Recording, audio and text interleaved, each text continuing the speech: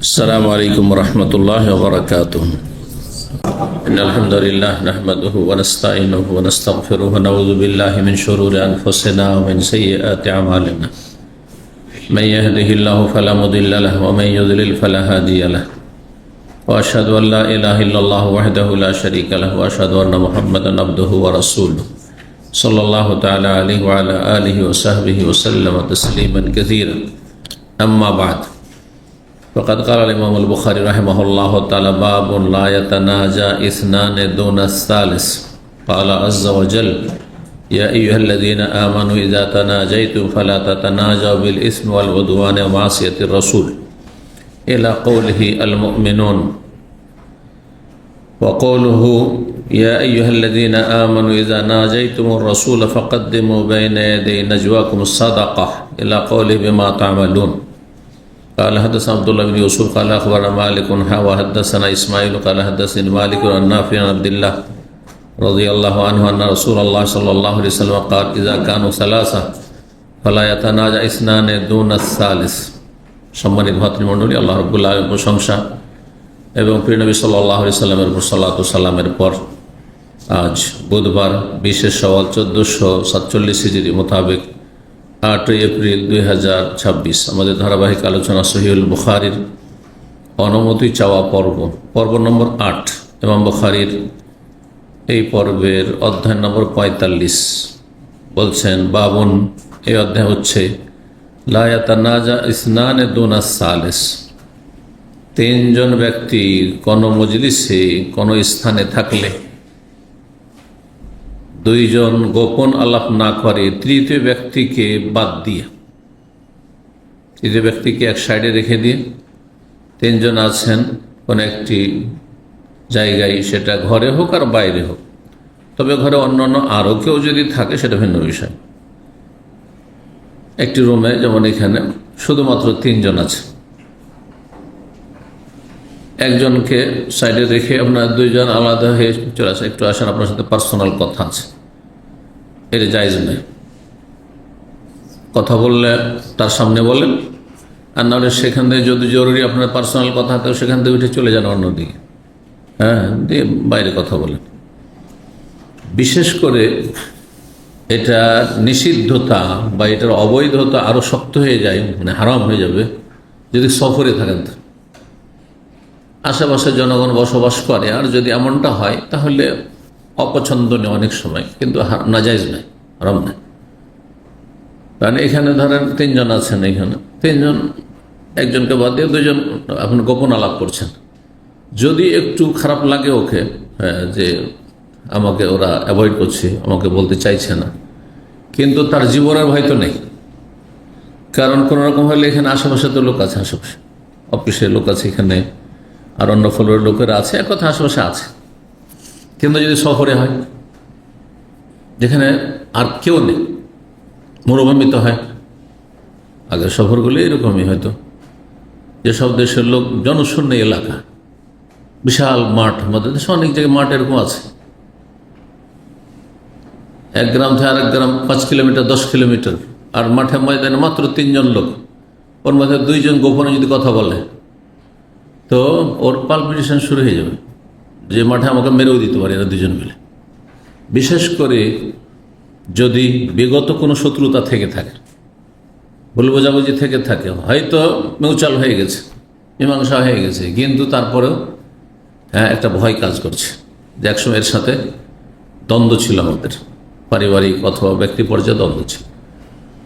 এই রহস্যের কারণে এই ইসলামের বিধিবিধানগুলি আল্লাহ কোরআনে কারিমে বর্ণনা করেছেন। এই বিষয়গুলি সূরা মুজাদালায় রয়েছে, বিস্তারিত হাদিস রয়েছে।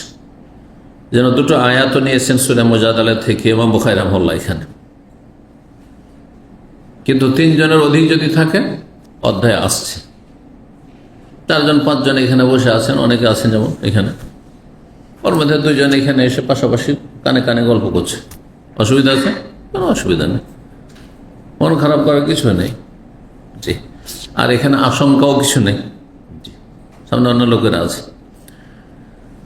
তো এই ছিল অধ্যায়। কালা আজ্জা ওয়া জাল, মহান আল্লাহ বলেন, ইয়া আইয়ুহাল্লাযীনা আমানু, হে ঈমানদারগণ, ইযা তানাজাইতুম, যখন তোমরা গোপন আলাপ করবে, কানে কানে কথা বলবে, জি, ফালা তাতানাজাউ, তখন একে অপরের সাথে গোপন আলাপ করবে না বা কানে কানে কথা বলবে না, বিল ইসমে ওয়াল উদওয়ানে ওয়া মাসিয়াতুর রাসূল, গুনার বিষয় এমন কোন আলাপ চলছে যেটা গুনাহ, গীবত, চুগলখড়ি, মিথ্যা কথা, কারোর সাথে প্রতারণা, কারো ক্ষতি করার জন্য ষড়যন্ত্রমূলক কথা, বিল ইসম ওয়াল উদওয়ান, সীমালঙ্ঘন, যেখানে জুলম অত্যাচার হইতে পারে,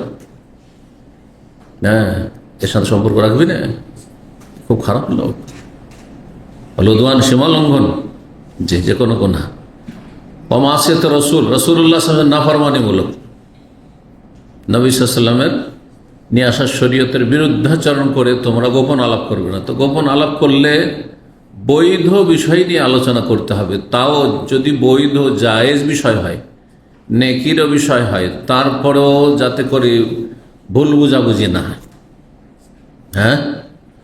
সেই জন্য 3 জন থাকলে 2 জন গোপন আলাপ করবেন না। এরই অন্তর্ভুক্ত হচ্ছে অন্য অন্য ভাষাভাষীর কথা বলা। একজন অন্য ভাষী আছে যে আপনার বাংলা বুঝে না, আর আপনার 2 জন বাংলা ভাষী আছেন, 2 জন বাংলাতে কথা বলছেন, তার সামনে জোরে জোরে শুনিয়ে বলছেন, বেচার কিছু বুঝছে না। ওর মধ্যে পালপিটেশন শুরু হইতে পারে যে হয়তো আমাকে খারাপ বলছে, বদনাম করছে, অথবা তারা যে কি যে বলছে।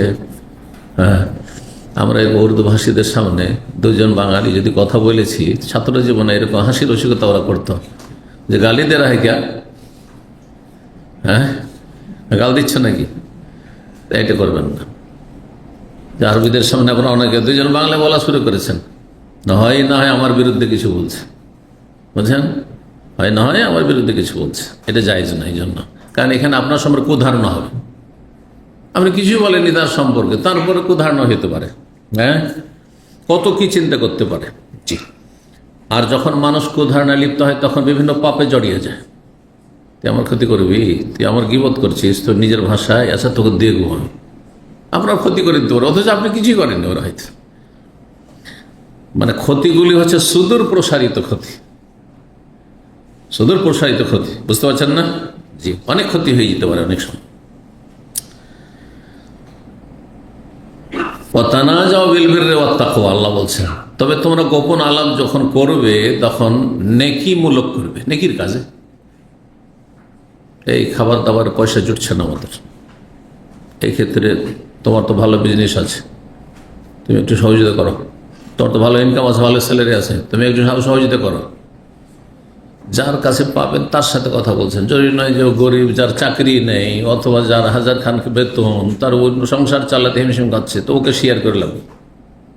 ওয়াতানাজাউ, গোপনে যদি কথা বলো, বিল বিররি, নেকি সম্পর্কীয়, ওয়াত তাকওয়া, আল্লাহ ভীরুতার ক্ষেত্রে।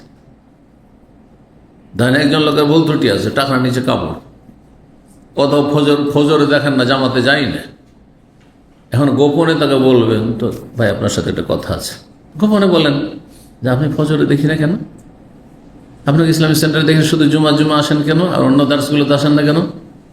সবার সামনে অপমান না করে, টাকার নিচে ভাই কাপড় কেন, সবার সামনে বলা ভালো না, কিন্তু অপমান করবেন, সংশোধন হবে না, বরং আপনার সাথে শত্রুতা হয়ে যাবে, হয়তো মনটা তার খারাপ হয়ে যাবে। ওয়াতানাজাউ বিল বিররি ওয়াত তাকওয়া, আল্লাহ বলছেন। এই ছিল কোরআনিক নির্দেশ।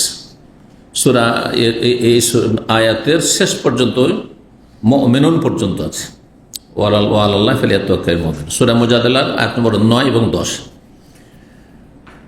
আর একটি আয়াত রয়েছে সূরা মুজাদালার আয়াত নম্বর 12 এবং 13, সেখানে 2টো আয়াত রয়েছে। ইয়া আইয়ুহাল্লাযীনা আমানু, হে ঈমানদারগণ, ইযা নাজাইতুমুর রাসূল, তোমরা যখন নবী সাল্লাল্লাহু আলাইহি ওয়াসাল্লামের সাথে গোপনে কথা বলতে আসবে, পার্সোনাল কথা বলতে চান, নবী সাল্লাল্লাহু আলাইহি ওয়াসাল্লামকে এত সময় কোথায় যে সবাইকে পার্সোনাল সময় দেবে, তাই না?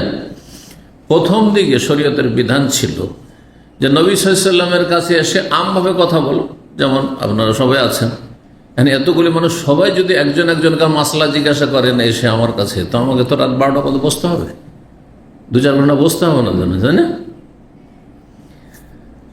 কিন্তু এইখানে সবার সামনে যার যে মাসলা প্রয়োজন জিজ্ঞাসা করেন, হয়ে গেল। ঠিক কিনা? যদি গোপনে কথা বলতে চান, মানে পার্সোনাল অ্যাপয়েন্টমেন্ট নিয়ে যেটা বলা হয়, সময় নিয়ে কথা বলতে চান নবী সাল্লাল্লাহু আলাইহি ওয়াসাল্লামের সাথে, তো প্রথম দিকে এই বিধান ছিল ফাকাদ্দিমু বাইনা ইয়াদাই নাজওয়াকুম সাদাকা। তাহলে তোমাদের নবী সাল্লাল্লাহু আলাইহি ওয়াসাল্লামের সাথে গোপন আলাপের পূর্বে কিছু সাদকা করে আসো। এই নয় যে নবী সাল্লাল্লাহু আলাইহি ওয়াসাল্লামকে দাও। পীরেরা এই আয়াতের অপব্যবহার করে, অপব্যাখ্যা করে, আর এটা দিয়ে তার ধর্ম ব্যবসা করে।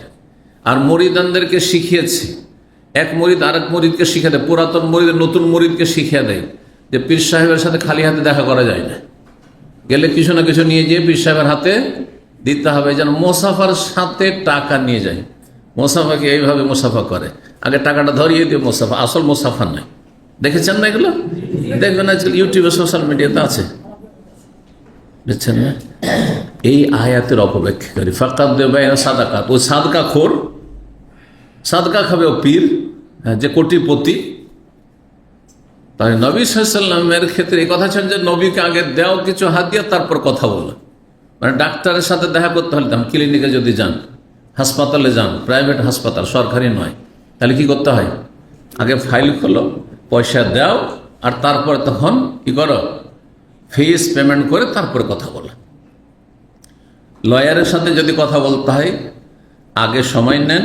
আজকাল অনলাইনে, ইউরোপ আমেরিকাতে অনলাইনে সময় নেন, তারপর তার ফিস আগে আপনি পেমেন্ট করেন অনলাইনে, তারপরে তখন সেই সময় মতো গিয়ে হাজির হন আর কথা বলেন। এমনকি ইউরোপ আমেরিকাতে যারা ইসলামিক স্কলার মুফতি আছে, বিশেষ করে সামাজিক বা পারিবারিক সমস্যার সমাধান যারা দিয়ে থাকে, বিয়ে শাদী, তালাক, এই সেই ঝামেলা, স্বামী স্ত্রীতে দ্বন্দ্ব, এগুলোর ক্ষেত্রে কিন্তু পয়সা পেমেন্ট করতে হয়। এখানে ফিরি ফিরি আসছে, আমার স্বামী স্ত্রীর সাথে মাঝে ঝগড়া হয়ে গেছে, তো ওই তালাক হয়ে গেছে, তো খুব কথা কাটাকাটি হয়ে গেছে, রাগারাগি হয়ে গেছে, এখন আমি কি করতে পারি? আমি তাকে তালাক দিতে চাই, সে তালাক নিতে চাই, ফ্রিতে ফতোয়া নিয়ে চলে যাচ্ছে।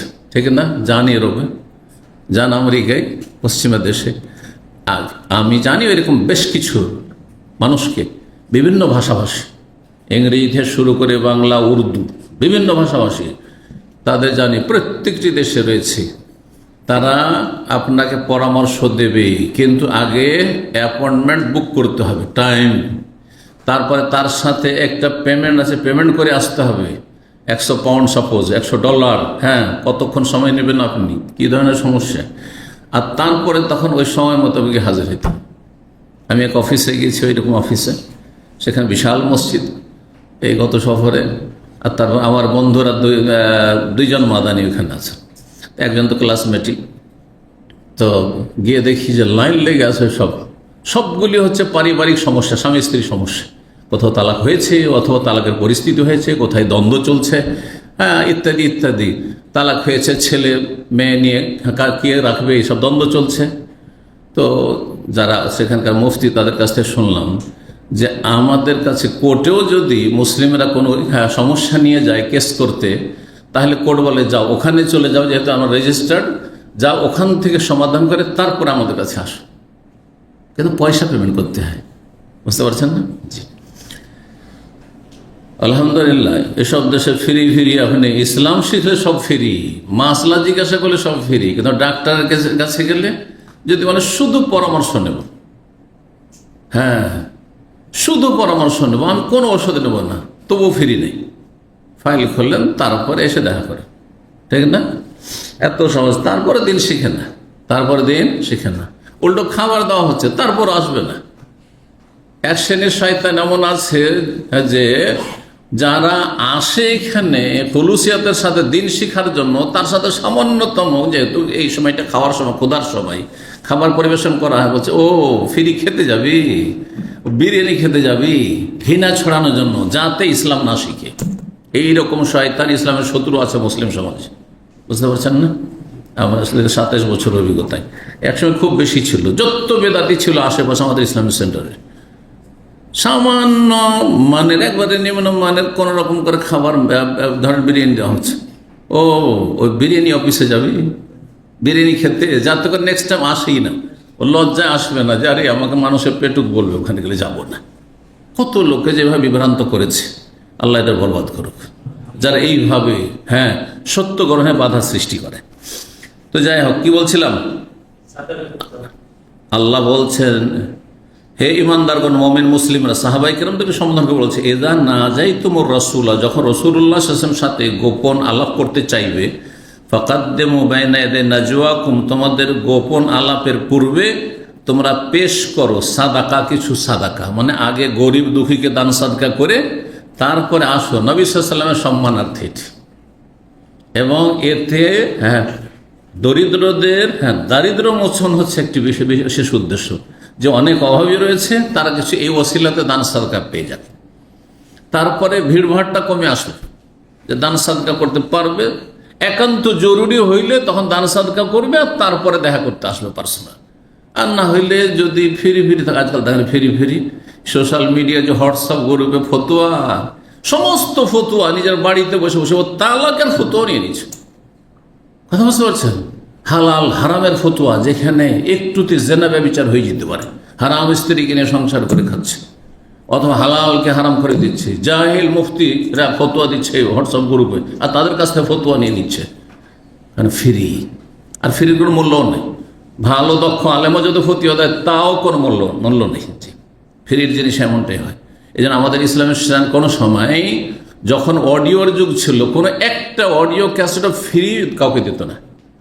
60 হলে 2 রিয়াল নিত, আর 90 হলে 3 রিয়াল করে নিত। ওতে হয়েছে কি, দাওয়াতি কাজ হয়েছে। কারণ যেখানে পয়সা খরচ করবে গরজ করে শুনবে, আর যদি মাংনা পেত শুনতো না, ফেলে রেখে দিত। জি, মানুষের স্বভাব এটা। তো সাদাকা করতে বলেছেন। সাদাকা কার জন্য? দরিদ্রদের জন্য। তো এই পীরেরা যে কোরআন হাদিসের অপব্যাখ্যা করে তারা কি করে, পেট ব্যবসা করে, ধর্ম ব্যবসা করে। এরা ইন্না কাসীরা মিনাল আহবার ওয়া রুহবান, ইহুদি নাসারাদের যারা ধর্মগুরু তাদের নিন্দা করে, তারা যে হারামখোর, তারা যে অবৈধ ভক্ষণকারী, হারাম খায়, শোষণ করে জাতির, তাদের কথা আল্লাহ বর্ণনা করেছেন সূরা তওবাতে। বহু কাসীরা মিনাল আহবার, ধর্মগুরু, পুরোহিত পণ্ডিত, ও রহবান, আর এদের ধর্মযাজক যারা, লা ইয়াকুলুন আমওয়ালান নাস, মানুষের ধন সম্পদ ভক্ষণ করে, বিল বাতিল, হারাম পন্থায়।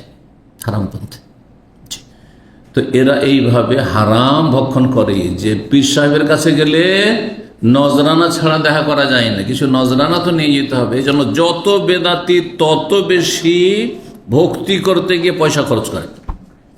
কোরআন সুন্নাহর আলেমের কাছে গেলে একটা পয়সার হাদিয়া নিয়ে আসবে না, কিন্তু বেদাতি হুজুর পীরদের কাছে গেলে নজরানা ছাড়া যাওয়া যাবে না। কথা বুঝতে পেরেছেন? না, এগুলি হচ্ছে ধর্ম ব্যবসা।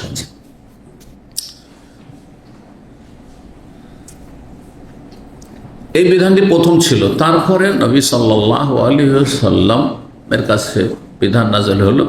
ওই কোরআনের আয়াতে রয়েছে যে না, এই কি রয়েছে, এই হুকুম মানসুখ রহিত হয়ে গেছে, এই হুকুম মানসুখ হয়ে গেছে। এটা আবশ্যক থাকেনি, প্রথম দিকে আবশ্যক ছিল, যে দান সাদকা না করলে নবী সাল্লাল্লাহু আলাইহি ওয়াসাল্লাম দেখা করতে পারবে না, এমন বিষয় নয়।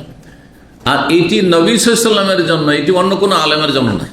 এটাও আর একটা কথা মনে রাখেন, যে এটা অন্য কোনো আলেমের ক্ষেত্রে নয়, এটা পীরের ক্ষেত্রে নয়, এটা কোনো ধর্মগুরুর ক্ষেত্রে নয়। জি, 6288 নম্বর হাদিস বর্ণনা করছেন। 2টি সনদ এখানে রয়েছে। ইমাম বুখারীর ওস্তাদ আব্দুল্লাহ বিন ইউসুফ, আর তার ওস্তাদ হচ্ছেন ইমাম মালিক, একটি সনদে। দ্বিতীয় সনদে ইমাম বুখারীর ওস্তাদ হচ্ছেন ইসমাইল, আর তার ওস্তাদ হচ্ছেন ইমাম মালিক। তার মানে ইমাম বুখারীর ওস্তাদ দুইজনেই ইমাম মালিক রাহিমাহুল্লাহকে বর্ণনা করেছেন। তো ইমাম মালিক রাহিমাহুল্লাহ যে 4 জন প্রখ্যাত ইমামের অন্যতম, মদিনার ইমাম, তিনি ইমাম বুখারীর ওস্তাদের ওস্তাদ। নাফি, তাবেঈ নাফি, যিনি আব্দুল্লাহ বিন ওমর রাদিয়াল্লাহু তাআলা স্বাধীনকৃত গোলাম ছিলেন, মাওলা বিন ওমর, তিনি বর্ণনা করেছেন আব্দুল্লাহ থেকে। জি, আব্দুল্লাহ সাহেব আব্দুল্লাহ বিন মাসউদ হয়, কিন্তু নাফি এর বিশিষ্ট ওস্তাদ ছিলেন আব্দুল্লাহ বিন ওমর।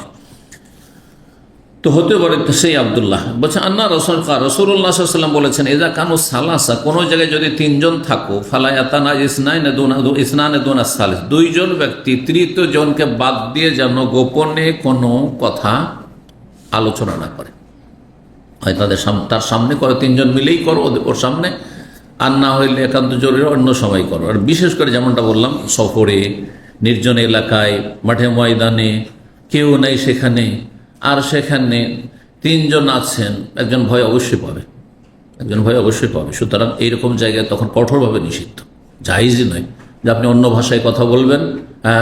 আপনি মরুভূমিতে কোথাও তিনজন আছেন আর সে যেন বুঝতে না পারে, না, সে অনেক কষ্ট পাবে এবং সে অনেক দুশ্চিন্তায় পড়ে যাবে। ফাইন্না যালিকা ইউহজিনুহু, অন্য রিওয়ায়াতে রয়েছে এটা তাকে কি করবে, চিন্তিত করে ফেলবে, দুশ্চিন্তায় পড়ে যাবে সে।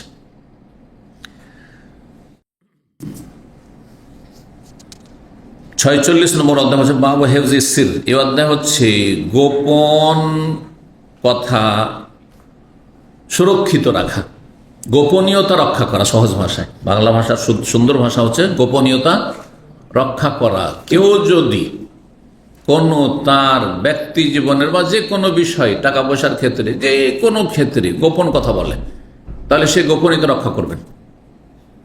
যেমন কোনো একজন আপনাকে বলছে যে ভাই আলহামদুলিল্লাহ আমি একটা নতুন গাড়ি কিনেছি, ও চায় না যে সবাই জানো, কারণ অনেকের বদনজর লাগতে পারে, অনেক সে হিংসা হইতে পারে, গোপনীয়তা রক্ষা করবেন। ভাই আলহামদুলিল্লাহ আমি দ্বিতীয় বিয়ে করেছি, উদাহরণস্বরূপ আপনাকে জানিয়েছে। আপনার জন্য উচিত নয় যে আপনি সবাইকে বলে বেড়াবেন, হয়তো তিনি চান না যে সবাই জানেন, কথা বোঝা গেছে না? সুতরাং এই যে কোনো উদাহরণ হতে পারে। গোপনীয়তা রক্ষা করা শরীয়তে একটি গুরুত্বপূর্ণ বিধান। পারিবারিক কোনো সমস্যা আছে, সবাই জানুক পারিবারিক সমস্যা তার, এটা কেউ চাইবে না, কিন্তু আপনাকে হয়তো পরামর্শের জন্য, আমার সাথে অনেকে শেয়ার করে পরামর্শ নেওয়ার জন্য, তারপর দিক নির্দেশনা নেওয়ার জন্য, অথবা যে কোনো বিষয় হোক না কেন, তার পার্সোনাল লাইফে কোনো একটা গুনায় জড়িয়ে গেছে, অন্যায় জড়িয়ে গেছে, সে শুধু আমাকে বলেছে, মুফতিকে বলেছে, আর আমি আপনাদের সামনে বলে যে মুখ এরকম গোনা করে আমাকে মাসলা জিজ্ঞাসা করতে এসে, হারাম আমার জন্য বলা, হারাম আমার জন্য বলা। গোপনীয়তা রক্ষা করা জরুরি, কারণ এতে তার মানহানি হচ্ছে। জি, আমরা সাধারণত মানুষের উপদেশের জন্য বললে কোনো এক ব্যক্তি, যাতে মানুষ টের না পায় যে বেশি ব্যক্তিটাকে হয়তো এখানে আছে, সামনে আছে, বুঝতে না পারে। 6289 নম্বর হাদিস বর্ণনা করছেন আনাস বিন মালিক রাদিয়াল্লাহু তাআলা, তিনি বলেন আসাররা ইলাইয়া নবী সিররান, নবী সাল্লাল্লাহু আলাইহি ওয়াসাল্লাম আমার সাথে কিছু গোপন কথা আলোচনা করেছেন। ফামা আখবারতু বিহি আহাদান বাদাহু, নবী সাল্লাল্লাহু ইন্তেকালের পরে কোন ব্যক্তিকে এ সম্পর্কে আমি জ্ঞাত করিনি, জানতে দিইনি, কাউকে জানাইনি, শেয়ার করেননি। ওয়ালাকাদ সাআলাতনি উম্মু সুলাইম, এমনকি আমার আম্মা উম্মে সুলাইম পর্যন্ত আমাকে জিজ্ঞাসা করেছে যে তোমার সাথে অনেক গোপন কথা নবী সাল্লাল্লাহু আলাইহি ওয়াসাল্লাম শেয়ার করতেন, সেই কথাগুলি বলো তো, কি সেদিন কি বলছিলেন উনি, ওই দিনে কি বলেছেন, ওই সময় ওই জায়গায় কি বলেছেন। ফামা আখবারতুহা বিহি, আমার আম্মাকে পর্যন্ত কোনোদিন জানাই না। আল্লাহু আকবার, এটা গোপনীয়তা, গোপনীয়তা। আমাকে বলেছেন বলে আমি আমার ওয়াইফকে বলা শুরু করবো, যে এরকম হয়েছে অমুক ভাই, আমার ছেলে মেয়ের সাথে বসে খেতে বসে সব শেয়ার করবে যে আমাদের অমুক ছাত্র এরকম সমস্যা, যাইজ না, মোটে হারাম, এটি খেয়ানতি না, আমানত। আমানত শুধু টাকা পয়সা নয়, কথার আমানত, যে কোনো জিনিসের আমানত, যা আমানত, আমানত রক্ষা করতে আপনাকে। আমানতের খেয়ানত করা হচ্ছে মুনাফিকের চরিত্র। অনেক কথায় মানুষ দ্বন্দ্ব লেগে যাবে, ফিতনা ফাসাদ সৃষ্টি হয়ে যাবে। সুতরাং আমানত, একজন লোক তার কারোর সাথে কোনো রকমের ভুল বোঝাবুঝি হয়েছে বা মনোমালিন্য হয়েছে, সে এসে তার সম্পর্কে কমপ্লেন করেছে, এসে ওই লোক আমার কাছে এসে বলছে সে আমার সম্পর্কে উনি আপনার কিছু বলেছেন নাকি। এখন এইখানে মহা মুশকিলে ফেলে দেয়, যদি আমরা না কিছু বলেনি তো মিথ্যা হয়ে যাচ্ছে, আর যদি বলেছে, কি বলেছে বলেন, তাহলে কি করবেন আপনি? আমানত রক্ষা করতে হবে। কারণ এখানে যদি বলি আমাকে বলেছে, তুমি শাইখের কাছে কি আমার মান সম্মান নষ্ট করেছো, আমার তুমি শিকায়ত করেছো, মারামারি শুরু করে দেবো। সুতরাং বলতে হবে যে দেখো আমাকে কি বলেছে না বলেছে তোমার জানার অধিকার নেই, এটা হচ্ছে আসল। মিথ্যার আশ্রয় না নিয়ে, এটা মোটেই তোমার জন্য উচিত নয় যে আমার কাছে জানতে চাইবে, আমি বলবো না। আনাস এ কথা বলেননি উম্মে সুলাইমকে যে না আমাকে কোনো গোপন কথা বলেননি, মিথ্যা বলেছেন, না মা আমি বলবো না, এটা আমানত। এটা হচ্ছে আপনার তাকওয়া, সত্য কথা বলবেন। আপনি এ কথা চিন্তা করবেন না যে মনক্ষুণ্ণ হয়ে যাবে, আমি কেন তাকে জানাইলাম না, মোটেই পরোয়া করবেন না। এটা হচ্ছে আসল। কিন্তু যদি দেখেন যে এটা যদি করি আমি, তার সে আমার ক্ষতি করে দিতে পারে, তখন এইরকম ক্ষেত্রগুলিতে মিথ্যা বলা যাবে তার অনিষ্ট থেকে রক্ষার জন্য, যে না আমাকে কিছু বলেনি, জি আমি জানি না এই সম্পর্কে কিছু, ইত্যাদি। 47 নম্বর অধ্যায় বলছেন বাবুন এজা কানু আকসার মিন সালাসা, 3 জনের অধিক যদি কোনো জায়গায় থাকে, 4 জন 5 জন 10 জন, আপনারা অনেকে বসে আছেন যেমন, ফালা বাসা বিল মুসাররাতি ওয়াল মুনাজা, তাহলে গোপন আলাপ করতে অথবা কানে কানে কথা বলতে কোনো অসুবিধা নেই, আপত্তি নেই, জায়েজ রয়েছে। 2 জন পাশাপাশি বসে আছেন, পাশাপাশি সিট, কানে কানে কোনো কথা বলছেন, আলোচনার সময় নয়, এমনি সময় জায়েজ আছে যদি 3 জনের বেশি লোক থাকে। 6290 নম্বর হাদিস মানে বলছেন আব্দুল্লাহ বিন মাসউদ রাদিয়াল্লাহু তাআলা আনহু, জি তিনি আব্দুল্লাহ বিন মাসউদই হবেন, কারণ মুহাদ্দিসিনদের পরিভাষায় আব্দুল্লাহ যখন হাদিসে আসবে সনদে, তখন আব্দুল্লাহ মানে আব্দুল্লাহ বিন মাসউদকে উদ্দেশ্য করা হয়। 2 নম্বর এখানে আরেকটি লক্ষণ যে আবু ওয়াইল বিশিষ্ট ছাত্র আব্দুল্লাহ বিন মাসউদের,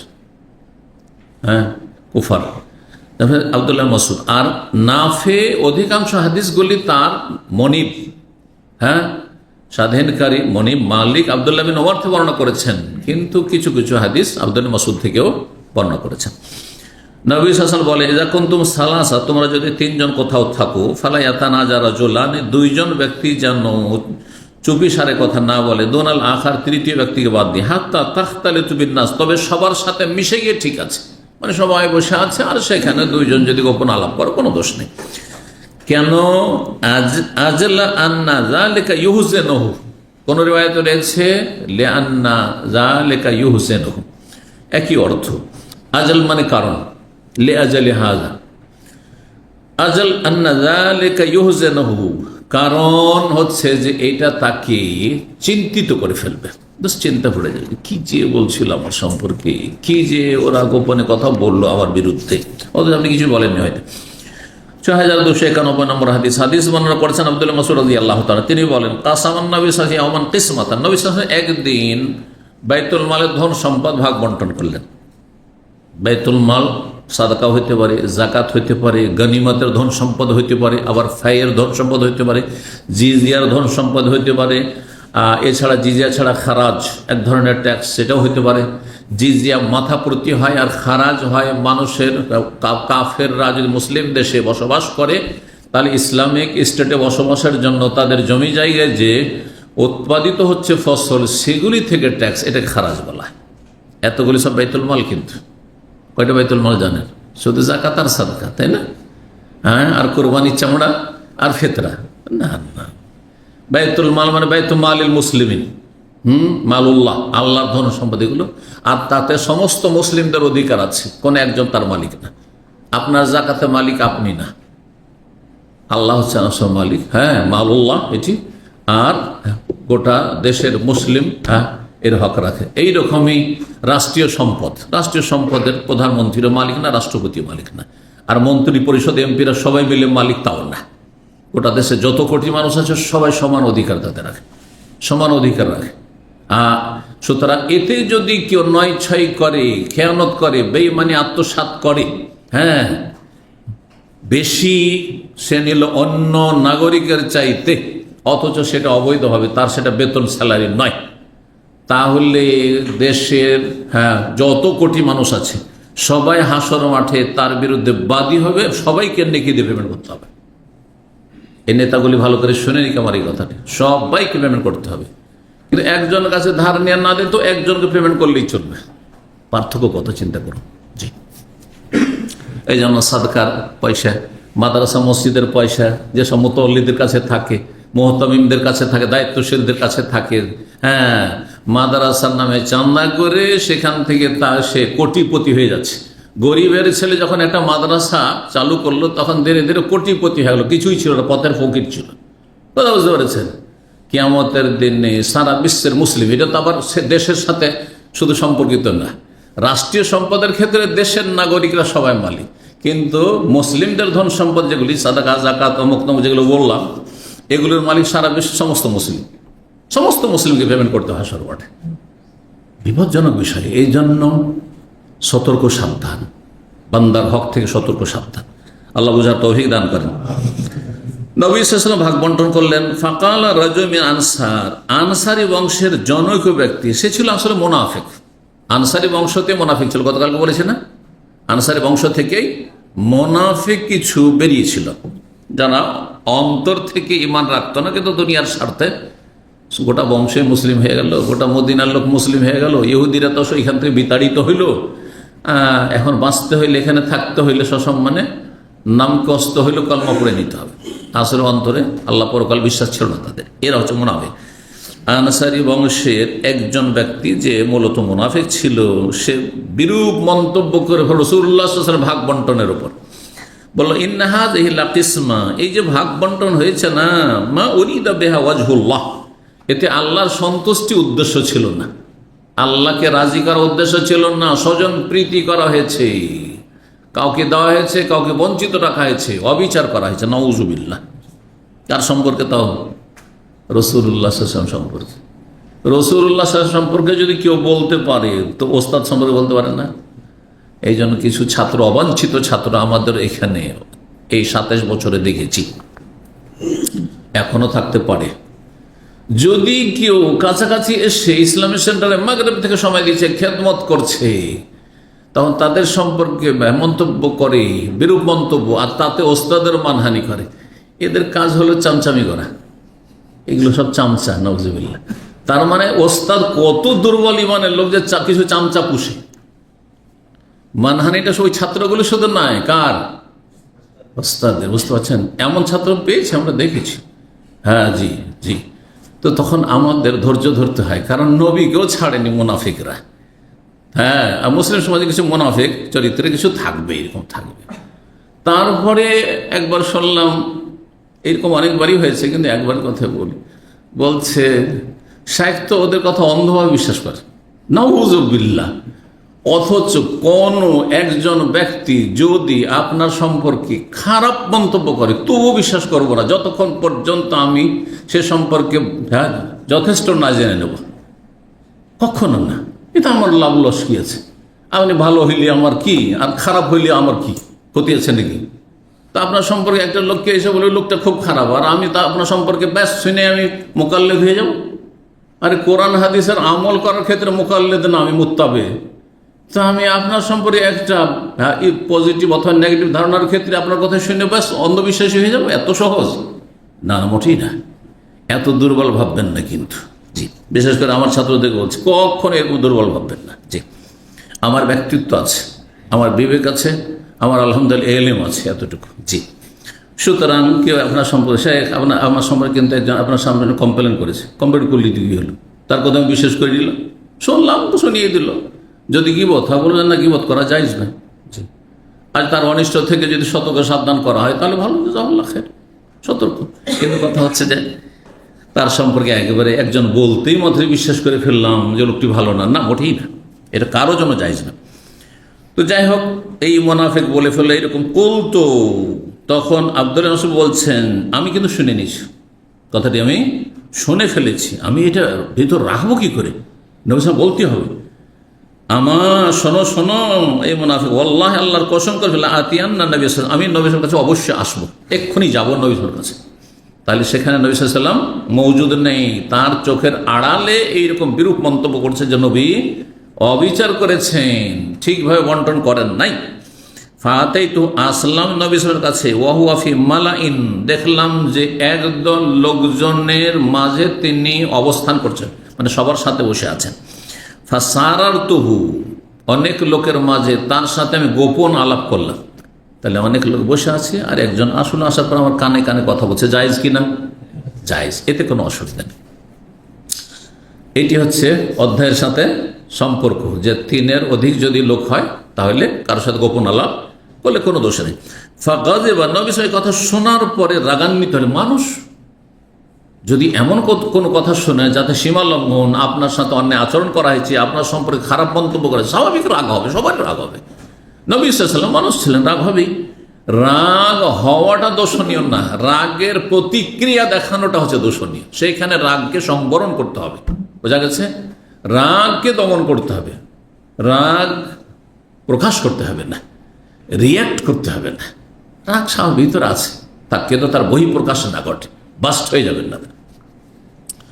হাত্তা ইহমার রাওয়াজ, এত রাগান্বিত হলেন যে নবী সাল্লাল্লাহু আলাইহি ওয়াসাল্লামের মোবারক চেহারা লাল হয়ে গেল, লাল হয়ে গেল। জি, সাদা ফর্সা মানুষ যদি রেগে যায় তোমার হচ্ছে রক্ত ফুটছে, যেমন রোদে একটু গেলে, হ্যাঁ, ফর্সা বাচ্চাকে যদি রোদে নিয়ে যান মনে হচ্ছে রক্ত, হ্যাঁ, ফুটছে, তার দেখা যাচ্ছে। সুম্মা কালা, তারপরে বললেন নিজের সান্ত্বনার জন্য এবং সাহাবায়ে-কেরামদেরকে সান্ত্বনা দেওয়ার জন্য, রাহমাতুল্লাহ আলা মুসা, অন্যের রাহিমাল্লাহ আলা মুসা, মুসা আলাইহিস সালাম আল্লাহ রহম করুন, তারপর আল্লাহর রহমত বর্ষিত হোক। উযিয়া বিআকসার মিন হাযা, আমাকে যে কষ্ট দেওয়া হয়েছে তার চাইতে বেশি তাকে কষ্ট দেওয়া হয়েছে। বহুবার বনী ইসরাইল ইহুদিরা কষ্ট দিয়েছে, ফাসাবরা, কিন্তু কি করেছেন তিনি?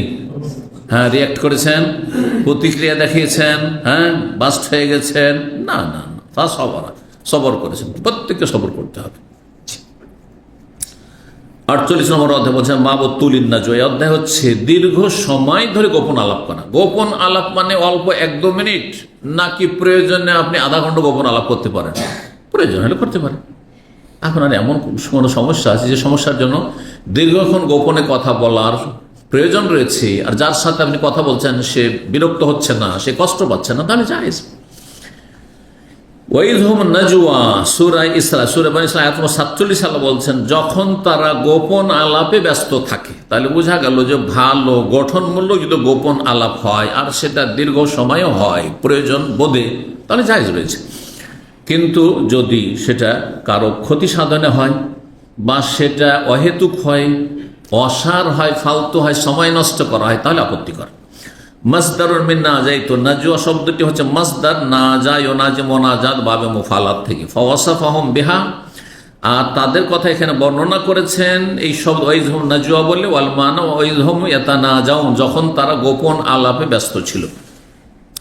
6292 নম্বর হাদিস বর্ণনা করছেন আনাস রাদিয়াল্লাহু তাআলা আনহু, তিনি বলেন উকিমাতিস সালাতু, একদিন সালাতের ইকামত হইল। ওয়ারাজুল ইউনাজি রাসূলুল্লাহ সাল্লাল্লাহু আলাইহি ওয়াসাল্লাম, কোন একজন ব্যক্তি রাসূলুল্লাহ সাল্লাল্লাহু আলাইহি ওয়াসাল্লামের সাথে গোপন আলাপ করছিল। ফামাজাল ইউনাজিহি, এদিকে ইকামত হয়ে গেছে আর জামাতের সময়ও হয়ে গেছে, কিন্তু জামাতের সময় হয়ে যাওয়া মানে এই নয় যে জরুরি যে এক্ষুনি নামাজ পড়তে হবে। আজকাল সরকারি আইন হয়ে গেছে যে 20 মিনিট বা 15 মিনিট মসজিদের টাইম এতটা দিতে হবে, আজান ইকামতের মাঝখানে, তারপরে নামাজ শুরু করতে হবে। কিন্তু নবী সাল্লাল্লাহু আলাইহি ওয়াসাল্লাম এমন ছিল না, হ্যাঁ, না ছিল যে মাগরিবে 10 মিনিট, এশাতে 20 মিনিট, আর ফজরে আধা ঘন্টা, এই যে ভাগ, এগুলো মানুষের সুবিধার্থে যেখানে যেমন সুবিধা হয়, যেখানে যেমন সুবিধা হয়। এখানে ফজরে আধা ঘন্টা, কিন্তু বাংলাদেশের যে মনে করেন ফজরে 15 মিনিট যথেষ্ট। এখানেও দেখেন মার্কেট এরিয়াতে ফজর আজান ইকামতের মাঝখানে ব্যবধান হচ্ছে, যারা এই এলাকা থাকেন বলেন তো, না 15 মিনিট মনে হয়, হ্যাঁ 15 মিনিট। কিন্তু আমাদের মহল্লাতে 25 মিনিট, অধিকাংশ মসজিদে, কিছু মসজিদ আছে 30 মিনিট, আধা ঘন্টা। আসরে পাশের এক মসজিদ আছে 25 মিনিট, অধিকাংশ সবগুলো মসজিদে প্রায় 20 মিনিট। একটি মসজিদ আছে কর্নিশের দিকে, আমার ওখান থেকে মাঝে মাঝে তেলাওয়াত শোনা যেত, তো আজান শোনা যায় ওই 7-এর দিকে। তো দেখা যায় যে আমাদের নামাজ হওয়ার পরে অনেকক্ষণ পরে নামাজ হচ্ছে, ঠিক না? তো যদি ওপর থেকে কোনো বাধা নিষেধ না থাকে তো নিজের মতো যেখানে সুবিধা, মুসল্লি যারা সিংহভাগ মসজিদে মুসল্লি, তাদের যাতে সুবিধা সেটা করবে। নবী সাল্লাল্লাহু আলাইহি ওয়াসাল্লামের ইকামতের পরে নবী সাল্লাল্লাহু আলাইহি ওয়াসাল্লাম মসজিদের দায়িত্বে। সুতরাং যদি মনে করেন এশার নামাজ জরুরি যে রাত্রে 8টার সময় পড়ে নিতে হবে, এই 8টার নামাজ এশাকে যদি সবাই মিলে আমরা একদিন যা আজকে বক্তব্য চালাবো আর তারপরে আমরা 10, 10:30টার সময় পড়বো, অসুবিধা আছে নাকি? 10:30 এশার সময় থাকছে, হ্যাঁ, রাত 12টা হয়ে গেলে তখন বিলম্ব হয়ে যাচ্ছে। যারা বলেছে 1/3 অংশ অথবা অর্ধেক, তখন অর্ধেক পার হয়ে চলে যাচ্ছে। কিন্তু একদল বলছে যে ফজর পর্যন্ত, মাসলা ইখতিলাফ অবশ্য রয়েছে। যদি এটাই বেশি সহি যে উত্তম হচ্ছে অর্ধেক রাত পর্যন্ত এশা পড়ে নিতে হবে, তারপরে পার করে রাত 1টা, 2টো, 3টে বাজিয়ে দেবেন, এটা অপছন্দনীয়। জি, জরুরি না হলে এমনটা করবেন না। তো নবী সাল্লাল্লাহু আলাইহি ওয়াসাল্লাম একামত হয়ে যাওয়ার পরে ও কি করেছেন? দীর্ঘক্ষণ কথা বলেছেন। তাহলে বোঝা গেল একামতের পরেও দীর্ঘক্ষণ কথা বলে কোনো দোষের কথা নাই, আজকাল চলবে? চলবে না। আজকাল চলবে না কেন? আপনি ইমাম দুর্বল সেজন্য। কিন্তু এখন যদি নবী সাল্লাল্লাহু আলাইহি ওয়াসাল্লামের আমলে বা খলিফা রাশিদিন আমলে কারা নামাজ পড়াইতেন? খলিফা নামাজ পড়াইতেন স্বয়ং মদিনায়। আর না যেখানে খলিফা নাই সেখানে গভর্নর নামাজ পড়াচ্ছেন। হ্যাঁ, দামেস্কে নামাজ পড়ছেন মসজিদে মুআবিয়া রাদিয়াল্লাহু তাআলা, সেখানে জনগণ কিছু বলতে পারবে?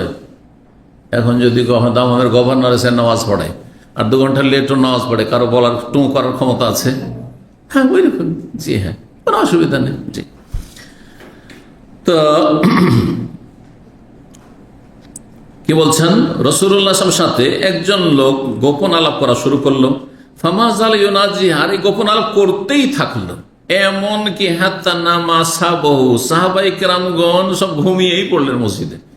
মানে সব ঘুমানো মানে এখানে হচ্ছে এই নয় যে শুয়ে সব ঘুমিয়ে গেছে।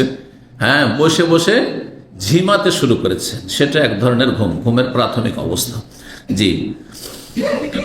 সুম্মা কামা, তারপরে নবী সাল্লাল্লাহু আলাইহি ওয়াসাল্লাম মুসাল্লায় দাঁড়ালেন, ফাসাল্লাহ, তারপরে সালাত আদায় করলেন। এখান থেকে আরেকটি গুরুত্বপূর্ণ মাসলা জানা গেল যে প্রয়োজন বোধে একামত দেওয়ার পরে যদি নামাজ শুরু করতে দেরি হয় তো পুনরায় একামত জরুরি নয়। দেন একামত হওয়ার পরে 5 মিনিট 10 মিনিট হয়ে গেছে, অসুবিধা নেই, ওই একামতই চলবে, ওই একামতে চলবে। দেন একামত হয়ে গেছিল, কিন্তু ওকিমাতিস সালাত, নামাজের একামত হয়ে গেছিল। হাদিসে কি আসলে যে আবার একামত দিলেন? না না, একামত নাই। কিন্তু আমাদের দেশের মানুষ কি মনে করে, একামত মানে একামতের পরে 1 সেকেন্ড দেরি করা যাবে। ওইদিকে একামত শেষ হয়নি, ওইদিকে আল্লাহু আকবার বলে বসা। বিশেষ করে হানাফি ইমামরা আরো বেশি এক্সপিরিয়েন্স। আর মাগরিবের নামাজও এরকম হানাফি ইমাম। আমরা যখন মেনারাতে আজান দিতাম, গ্রামে গঞ্জে দেখেছি মেনার উপর আজান হইতে হতো, তখন তো মাইক ছিল না, আমরা যখন ছোট তখন। তো মেনারা থেকে আজান দিয়ে মুয়াজ্জিন নামতে নামতে ওইদিকে সূরা ফাতিহা শেষ। মানে এতটাও বরদাস্ত করে না যে এসে যে আজান দিল সে একামত দিক। হানাফি মসজিদ এমনটা হইতো।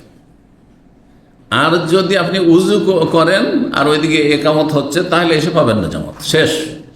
এত এক্সপ্রেস নামাজ না, কমপক্ষে এতটা সময় দিতে হবে। কেউ যদি বাথরুমে থাকে 5 মিনিট, তাহলে 5 মিনিট লাগাও, স্বাভাবিক। এই নয় যে বাথরুমে আধ ঘন্টা থাকবে, বসে থাকতে হবে ওর জন্য। কিন্তু স্বাভাবিক একজন লোক শৌচ কার্য করতে গেলে 5 মিনিট, উঁচু করতে 2-4 মিনিট, আর 10টা মিনিট দিলে এমন কোনো অন্ধকারও হয় না। আর মাগরিব এই নয় যে মাগরিবের নামাজের ওয়াক্ত একবারে সংকীর্ণ, সাথে সাথে শেষ হয়ে যাবে, 1.25 ঘন্টা থাকে। ভালো করে শুনে রাখেন, এই মাসলা আমাদের দেশের মানুষও জানে না। মাগরিবের সময় কতক্ষণ থাকে? 1 ঘন্টা 14 মিনিট থাকে, একবারে সূক্ষ্ম। 1 ঘন্টা 14 মিনিট পর্যন্ত মাগরিব কাজা হয় না, তারপরে মাগরিব কাজা, এশার সময় শুরু হয়ে গেছে।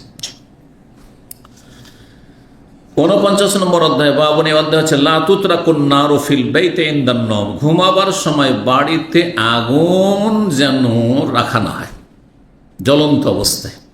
চুলহাতে, গ্রামে গঞ্জে চুলহাতে কাঠের জাল অথবা লকড়ি জাল বা আপনার খড় টড় ইত্যাদি হইতো।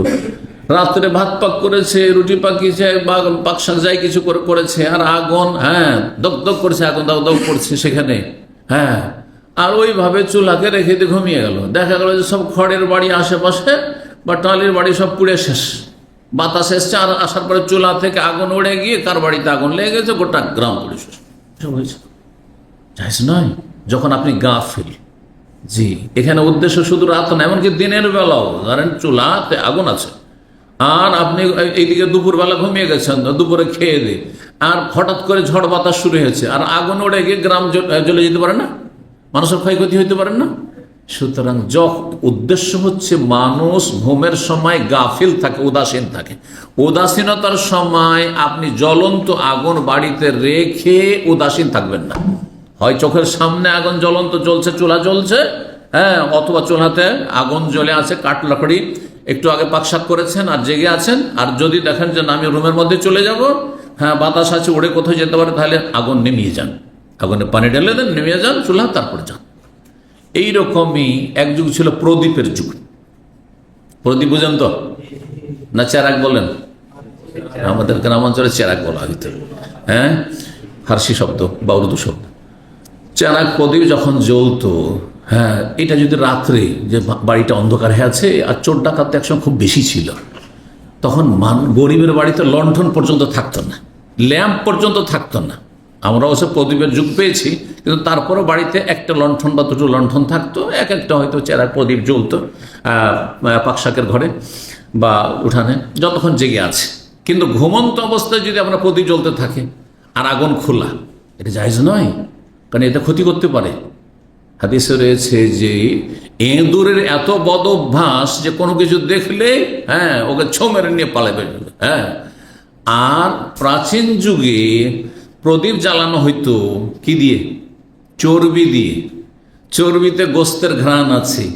যখন এঁদুর আসবে আপনার সে প্রদীপের কাছে আর চর্বির ঘ্রাণ পাবে, এখানে হয়তো আমার খাবার আছে, তখন আপনার যে ফিতাটা আছে, যে ফিতাতে তেল টান ছাড় উপরে জ্বলছে, সেটা নিয়ে টান দিবে, আর টান দিয়ে নিয়ে আপনার ঘরে ঢুকে আপনার বাড়ি ঘরে জ্বালিয়ে সব শেষ করে দেবে, অথবা অন্যের বাড়িতে চলে গিয়ে বাড়ি ঘর জ্বালিয়ে দেবে। এই জন্য নিষেধ করা হয়েছে, এই জন্য নিষেধ করা হয়েছে। এই হাদিসের অর্থ এই নয় যে রাত্রে ঘুমাবেন তখন সব লাইট বন্ধ করে দিতে হবে। আর অ্যাকশন লোকের এইরকমটা বুঝেছে, ভুল বুঝেছে, বলছে এটাও তো আগুন, বুঝেছে, দেখেন ভুল বুঝা, এটাও তো আগুন। সুতরাং যখন ঘুমিয়ে যাবে ওটা বাড়িকে দিবে অন্ধকার করে, এমনটা উদ্দেশ্য না? মোটে উদ্দেশ্য নেই। তবে অপচয় করবেন না। জেগে থাকা অবস্থায় বেশ কিছু লাইটের প্রয়োজন, আর যখন ঘুমিয়ে যাচ্ছেন গোটা হলে একটা লাইট থাকলেই যথেষ্ট। অন্য রুম, সবগুলো রুমকে আলো করে রাখতে হবে, কোনো প্রয়োজন নেই। এটা করবেন, কারণ অপচয় চলবে না সেই জন্য। কিন্তু এই হাদিস এই লাইটগুলোকে সামিল না। এই হাদিস এমনকি লণ্ঠনকেও সামিল না, যেটা গ্লাস দিয়ে আগুন ঢাকা আছে প্রয়োজনীয় বাড়ি আলোকিত করার জন্য, যেখানে বিদ্যুৎ নেই। জি, এখন এই হাদিসগুলি চলে আসছে। হাদিস প্রথম, সালেম বিন আব্দুল্লাহ তার পিতা আব্দুল্লাহ বিন উমর থেকে বর্ণনা করেছেন রাদিয়াল্লাহু তাআলা আনহু, নবী সাল্লাল্লাহু আলাইহি ওয়াসাল্লাম বলেন, লা তাতরুকুন নারা ফি বুয়ুতিকুম হিনা তানামুন, যখন তোমরা ঘুমিয়ে যাবে তখন তোমাদের বাড়িতে আগুন জ্বলন্ত অবস্থায় রেখে দিও না। আগুন কোথাও জ্বলছে অথবা চুলাতে আগুন আছে, এই অবস্থায় ছেড়ে দিও না, বরং আগুন নিভিয়ে দিয়ে ঘুমাবে।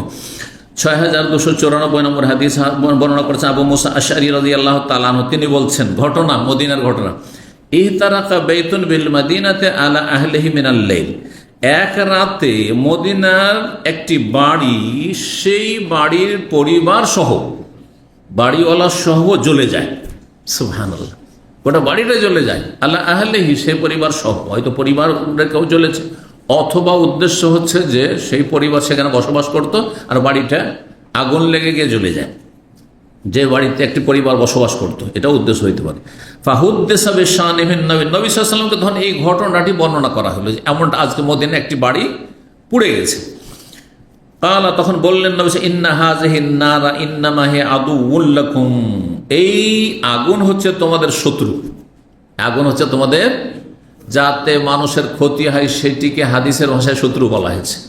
আগুন সাধারণত মানুষের লাভ তো করে, কিন্তু ক্ষতি করলে মারাত্মক ক্ষতি হয়ে যায় আগুনে, সেই জন্য একে শত্রু বলা হয়েছে। যেমন আরেকটি হাদিসে রয়েছে, নবী সাল্লাল্লাহু আলাইহি ওয়াসাল্লাম হাদিসে নয়, ওমর রাদিয়াল্লাহু আনহু বলেছেন যে এই যে শীত, প্রচন্ড ঠান্ডা, এটা কি? আদুউল লাকুম, শীত হচ্ছে তোমাদের শত্রু, কারণ ঠান্ডাতে অনেকে মারা যায়। অভাবের একসময় গরিবরা ঠান্ডাতে মারা যেত, ঠান্ডাতে মারা যেত। পশ্চিমা দেশে গরমে মারা যাচ্ছে, যখন বছরে এক মাস মাত্র গরম পড়ে, পশ্চিমা দেশে শুনবেন, যারা বিশ্ব সম্পর্কে খবর রাখেন, অনেক লোক মরে গেছে, কিসে? গরমে মরে গেছে। কিন্তু সাধারণত বিশ্বের অধিকাংশ জায়গায় যে মানুষ মারা যায়, গরমে মারা যায় না, কিসে মারা যায়? কারণ গরিবের সংখ্যা বেশি, অভাবের সংখ্যা বেশি। এখন যদিও আলহামদুলিল্লাহ এখন তো শীত বস্ত্র প্রায় সবার কাছে আছে, গরিবদেরও কোনো অভাব নেই, কিন্তু একসময় অনেক অভাব ছিল। খালি গায়ে নিউমোনিয়া হয়ে গেছে, ঠান্ডা লেগে গেছে, আরও কত কি হয়েছে, মারা গেছে। তো দুশ্মন বলা হয়েছে সেগুলিকে, যেগুলি মানুষের ক্ষতি সাধন করে। এই আগুন তোমাদের শত্রু। ফায়জা নিমতুম, সুতরাং যখন তোমরা ঘুমিয়ে পড়বে, ফাতফিহু আনকুম, তখন সেটা নিভিয়ে দিও, নিভিয়ে দিয়ে ঘুমাবে। 6295 নম্বর হাদিস, হাদিস মনে করছে জাবের রাদিয়াল্লাহু তাআলা আনহু, তিনি বলেন, রাসূলুল্লাহ সাল্লাল্লাহু আলাইহি ওয়াসাল্লাম বলেছেন, খাম্মিরুল আনিয়া, রাত্রে, দিনেও যদি খাবার দাবার থাকে কোনো কিছুতে পাত্রে ঢেকে রাখবেন, এটাই। কিন্তু বিশেষ করে রাত্রে হইলে আরো বেশি। দিনে কিছুক্ষণ হয়তো খোলা থাকলে সমস্যা নাই, কারণ যাওয়া আশা করছেন, দেখছেন কোনো কিছু বসলো নাকি বা কোনো কিছু ঢুকলো নাকি, কিন্তু রাতে খবর রাখেন না, কয়েক ঘন্টা। খাম্মেরুল আনিয়া, তা পাত্রগুলিকে তোমরা ঢেকে দাও। ওয়া আজিফুল আবওয়াব, মানে আগলিকু, জি, তোমরা দরজাগুলি বন্ধ করে দাও। দিনে গ্রামে দরজা বন্ধ রাখেন, দিনে আসল হচ্ছে দরজা খোলাই থাকে, তাই না? তাহলে আসল এই উদ্দেশ্য হচ্ছে রাত্রিবেলা। রাত্রিবেলা যখন সবাই তোমরা গাফিল থাকবে, ঘুমিয়ে পড়বে, তখন বাড়ির দরজা বন্ধ রাখো, লক রাখো। ও আতফিউল মাসাবিহা, এবং তোমরা প্রদীপগুলি নিভিয়ে দাও। কেন? এখানে কারণ বর্ণনা করা হয়েছে, এই কারণটা একটু আগে বললাম। ফাইনাল ফওয়াইসিকা, কারণ ইঁদুরকে ফাসেক বলে। ফওয়াইসিকা, ফাসেক কি করে? ফাসেক মানে হচ্ছে যে কি করে, বেরিয়ে যায়। ফাসাকা এফসাকা মানে বেরিয়ে যাওয়া। তো গুনাহগারকে ফাসেক কেন বলা হয়? সে আল্লাহ এবং রসুলের আনুগত্য থেকে আংশিক অথবা পুরোপুরি বেরিয়ে যায়। এই জন্য কাফের হচ্ছে বড় ফাসেক, হ্যাঁ, ফাসেক আকবর।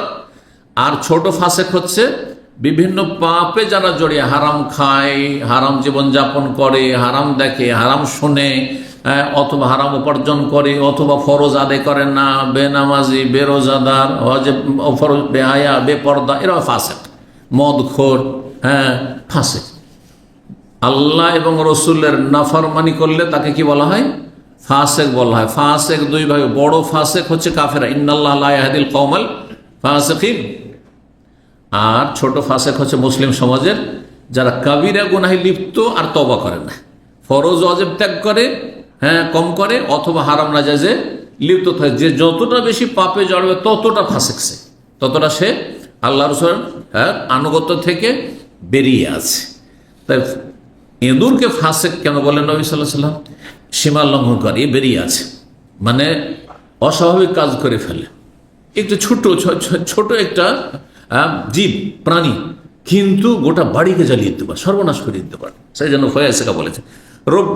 রব্বামা জাররাতিল ফাতিলা, কখনো কখনো যে ফিতাটি থাকে, ওই প্রদীপের ফিতাটি, সেটিকে টেনে নেই, ফাহারাকা তাহরাল বাইত, তারপরে বাড়িওয়ালাকে সবকে জ্বালিয়ে দেয়, গোটা বাড়ি ঘর সবকে জ্বালিয়ে দিতে পারে। এই জন্য তোমরা রাত্রিবেলা প্রদীপকে তোমরা জ্বালিয়ে রাখবে না, নিভিয়ে দেবে। 50 নম্বর অধ্যায় বলছে বাবু গালকিল আবওয়াবিল্লাইল। এই অধ্যায় হচ্ছে রাত্রিবেলা দরজাগুলি বন্ধ করা। দেখলেন ইমাম বুখারী, তাহলে তিনি বুঝছেন হাদিস, এই নয় যে দিনের বেলাও দরজা বন্ধ রাখতে হবে। কিন্তু যে দেশে যে ট্রেডিশন, প্রথা, সেটা ভিন্ন বিষয়। আরব দেশে আসলটা কি? দরজা খোলা থাকে না বন্ধ? দিন হোক আর রাত হোক, বাড়িতে কেউ থাক আর না থাক, দরজা কি থাকে? সাধারণত বন্ধই থাকে। কিন্তু আমাদের দেশে এর বিপরীত থাকবে। আসল হচ্ছে দরজা, বাড়িতে দেখবেন আমাদের দেশে ধরেন 5 ভাই একসাথে বাস করে, অথবা আপনার ছেলে মেয়ে ও বেটি নিয়ে বাস করছেন, সমস্ত দরজাগুলি কিন্তু খোলা আছে, এটা হচ্ছে স্বাভাবিক। যখন হয়তো নির্জনে স্বামী স্ত্রী যাবে, তখন দরজাটা দিল বন্ধ করে, ঠিক না? কিন্তু এই দেশে সবসময় দরজা বন্ধ থাকে। এর একটি কারণ এটাও হইতে পারে যে এই দেশে যেহেতু প্রায় রুমে এসি থাকে, আর এসি চললে দরজা বন্ধ করতেই হবে। হ্যাঁ, জানি না আজকে থেকে 50-60 বছর আগে যখন অভাবের যুগ ছিল, এদের এসি ছিল না, তখন কি অবস্থা ছিল, তখন এখানকার মানুষরা বলতে পারবে। কিন্তু মানুষ ট্র্যাডিশনের মোতাবেক, দেখেন, মানুষ কোনো জায়গায় দীর্ঘদিন বসবাস করলে এর বিপরীতটা যেন আজব লাগে। সত্যি, আমি নিজের কথা বলছি। এখানে দরজা বন্ধ রেখে রেখে রেখে এমন একটা অভ্যাস হয়ে গেছে, দেশে গেলে করে কি, ওই আমি আছি রুমে, ওর নাতিগুলো দরজাটা খুলে রেখে চলে গেল, বিরক্তিকর লাগে আমাকে। এমন একটা অভ্যাস হয়ে গেছে, মগজে বসে গেছে, আমি রুমে আছি তারপরে দরজা, অথচ এমন কোনো পার্সোনাল বিষয় নেই। আসল হচ্ছে মানে মন মস্তিষ্ক তৈরি হয়ে গেছে কেমন, যে দরজা ভিতরে থাকলে বন্ধ রেখে দিতে হবে। এখানে দেশ থেকে নতুন লোকেরা ভিজিটে আসে, আসার পরে ওই দেশের মতো করে, রুমে ঢুকে দরজা খুলে রেখে দিল। এটা একটা বিরক্তিকর লাগে, কারণ ওর খুলে রাখা অভ্যাস দেখেছি আমি, দরজা খুলে রেখে দিল, যেন দরজা বন্ধ করেন। জি, তো রাত্রিবেলা বিশেষ করে দরজা বন্ধ করতেই হবে, কারণ মানুষ দুশ্মনও রয়েছে, জিন শয়তান দুশ্মনও রয়েছে, চোর ডাকাতও রয়েছে, আর হিংস্র পশু রয়েছে। জি, 6296 নম্বর হাদিস জাবের রাদিয়াল্লাহু তাআলা আনহু বলেন, রাসূলুল্লাহ বলেছেন, আতফিউল মাসাবিয়া বিল্লাইল, রাত্রিবেলা তোমরা প্রদীপ নিভিয়ে দেবে। এজা রাকাতুম, যখন ঘুমাবে, তাহলে জেগে থাকা অবস্থায় প্রদীপ জ্বালিয়ে রাখার কোনো অসুবিধা নেই। ওয়া আগলিকুল আবওয়াব, দরজাগুলি বন্ধ করে দিবে। কখন বন্ধ করবে? জরুরি নয় যে মাগরিব হইলে। আচ্ছা, এই হাদিসকে অনেক ভুল বুঝেছে। হ্যাঁ, এক গ্রুপে আমাকে প্রশ্ন করছে যে সূর্য নাকি ডুবার সাথে সাথে দরজা সব বন্ধ করে দিতে হবে আর জানালা বন্ধ করে দিতে হবে। মানে এটা কোথায় পেল রে ভাই? আমি তো এতদিনের মধ্যে মাসলা পাইনি। পরে চিন্তা করলাম এই হাদিস কি বুঝেছে, যে রাত লাগলে মানে সূর্য ডুবতে গেলেই কি করে তাড়াতাড়ি করে সব দরজা বন্ধ করো, সব জানালা বন্ধ করো। না, এটা উদ্দেশ্য না। যখন ঘুমিয়ে যাবে, এজা রাকাতুম, দেখলেন না, যখন ঘুমাবে তখন জানালে দিয়ে কোনো দুশ্মন ক্ষতি করে দিতে পারে। দেখেন আমাদের দেশে এরকম কিন্তু অ্যাক্সিডেন্ট ঘটে, দুশ্মন বাইরে থেকে জানালা দিয়ে অ্যাসিড দিয়ে মানুষকে মেরে ফেলেছে, প্রাণনাশের চেষ্টা করেছে, কখনো বেঁচে গেছে, কিন্তু একেবারে তার চেহারা, আমি দেখেছি এরকম লোককে যে তার গোটা শরীর মুখমণ্ডলকে একেবারে বিকৃত করেছে, এত সুন্দর মানুষকে জানালা দিয়ে অ্যাসিড ছুঁড়ে। এরকম তো সব মেলা আছে। সুতরাং জানালা খুলে ঘুমাবেন না আপনি, যেখানে ঝুঁকিপূর্ণ আছে। তারপরে জিন শয়তানের অনিষ্ট তো আছেই, কিন্তু জেগে থাকা অবস্থায় অসুবিধা নেই যে সূর্য ডুবলে আপনার জানালা সব বন্ধ করে দিতে ফটাফট, আর তারপরে দরজা বন্ধ করে দিতে হবে কারণ জিন শয়তান ঢুকে যাবে না, এটা ভুল কথা, এটা ভুল ব্যাখ্যা এই হাদিসের। ওয়াউকিউল আসকিয়াতা, আর পানপত্র যেগুলি, আসকিয়া বিশেষ করে সেকাউন মানে মশক, আমাদের দেশে একসময় কলসে পানি রাখা হইতো, সেটা কি করবে, বাঁধন দেওয়ার কথা বলা হয়েছে। বাঁধন তার কলসে দেওয়া হয় না, কলসের মুখটাকে পানি থাকলে ঢেকে দিতে হবে, কিন্তু যদি মশক হয় তাহলে মশকের মুখটা বেঁধে দিতে হবে, কারণ বেঁধে না দিলে সাপ ঢুকে যেতে পারে। আপনি লোটা ঘটিতে পানি রেখেছেন উজু করার জন্য ফজর, আমাদের একসময় এরকম হইতো যে রাত্রিবেলা পানি রেখে দিয়েছে, বালতিতে পানি রেখে দিয়েছেন আর খোলা পানি রেখেছেন, আর সাপ এসে আপনার বালতিতে ঢুকে গেছে, আর আপনি রাতে অন্ধকারে আপনি গিয়ে ওতে হাত দিয়ে উজু করা শুরু করেছেন, সাপে দংশন করে নিল। এই জন্য ঢেকে রাখতে হবে। জি, তারপরে অনেক সময় অনেক জীবাণু আছে, সেগুলি পড়ে রাত্রিবেলা, বালা মুসিবত নাজেল হয়। অনেক কথাই আছে, বালা মুসিবত নাজেল হয়। আপনার খোলা খাবার, খেজুর রাখা আছে, আপনার অন্য কোনো খাবার রাখা আছে, আর সেই খাবার খোলা আছে, ডাল আছে, ভাত আছে, আর খোলা আছে, প্রতিবারে বালা মুসিবত সেই দিনে কোনো রোগ নাজেল হচ্ছে আসমান থেকে, আর সেই খাবার খেলেন আর সেই রোগে আক্রান্ত হয়ে গেলেন। জি, হাদিস প্রমাণ করে গেলেন। জি, এই দিকটাও খেয়াল রাখতে হবে। ও খাম্মেরু তোয়াম অসারাব, আর খাদ্য এবং পানীয় তোমরা ঢেকে রাখবে, খাবার দাবার কোনো যে খোলা রাখবে না। আমি আমার বাসাতে যখনই দেখেছি খাবার রাখা আছে, তরকারি রাখা আছে, ঢাকেনি, খেজুরটা রাখা আছে, ঢাকেনি, ওটা কেন বলছে এক্ষুনি করছে না, এক্ষুনি সাথে রাখবে, নিয়ম হচ্ছে সাথে ঢেকে রাখবে খাবার। যে কোনো সময় জীবাণু পড়তে পারে, কোনো বালা মুসিবত নাজেল হইতে পারে, কোনো পোকামাকড় তাতে এমন কিছু আছে সে জীবাণু বহন করে নিয়ে এসে সেখানে বসে যেতে পারে, ক্ষতি করতে পারে।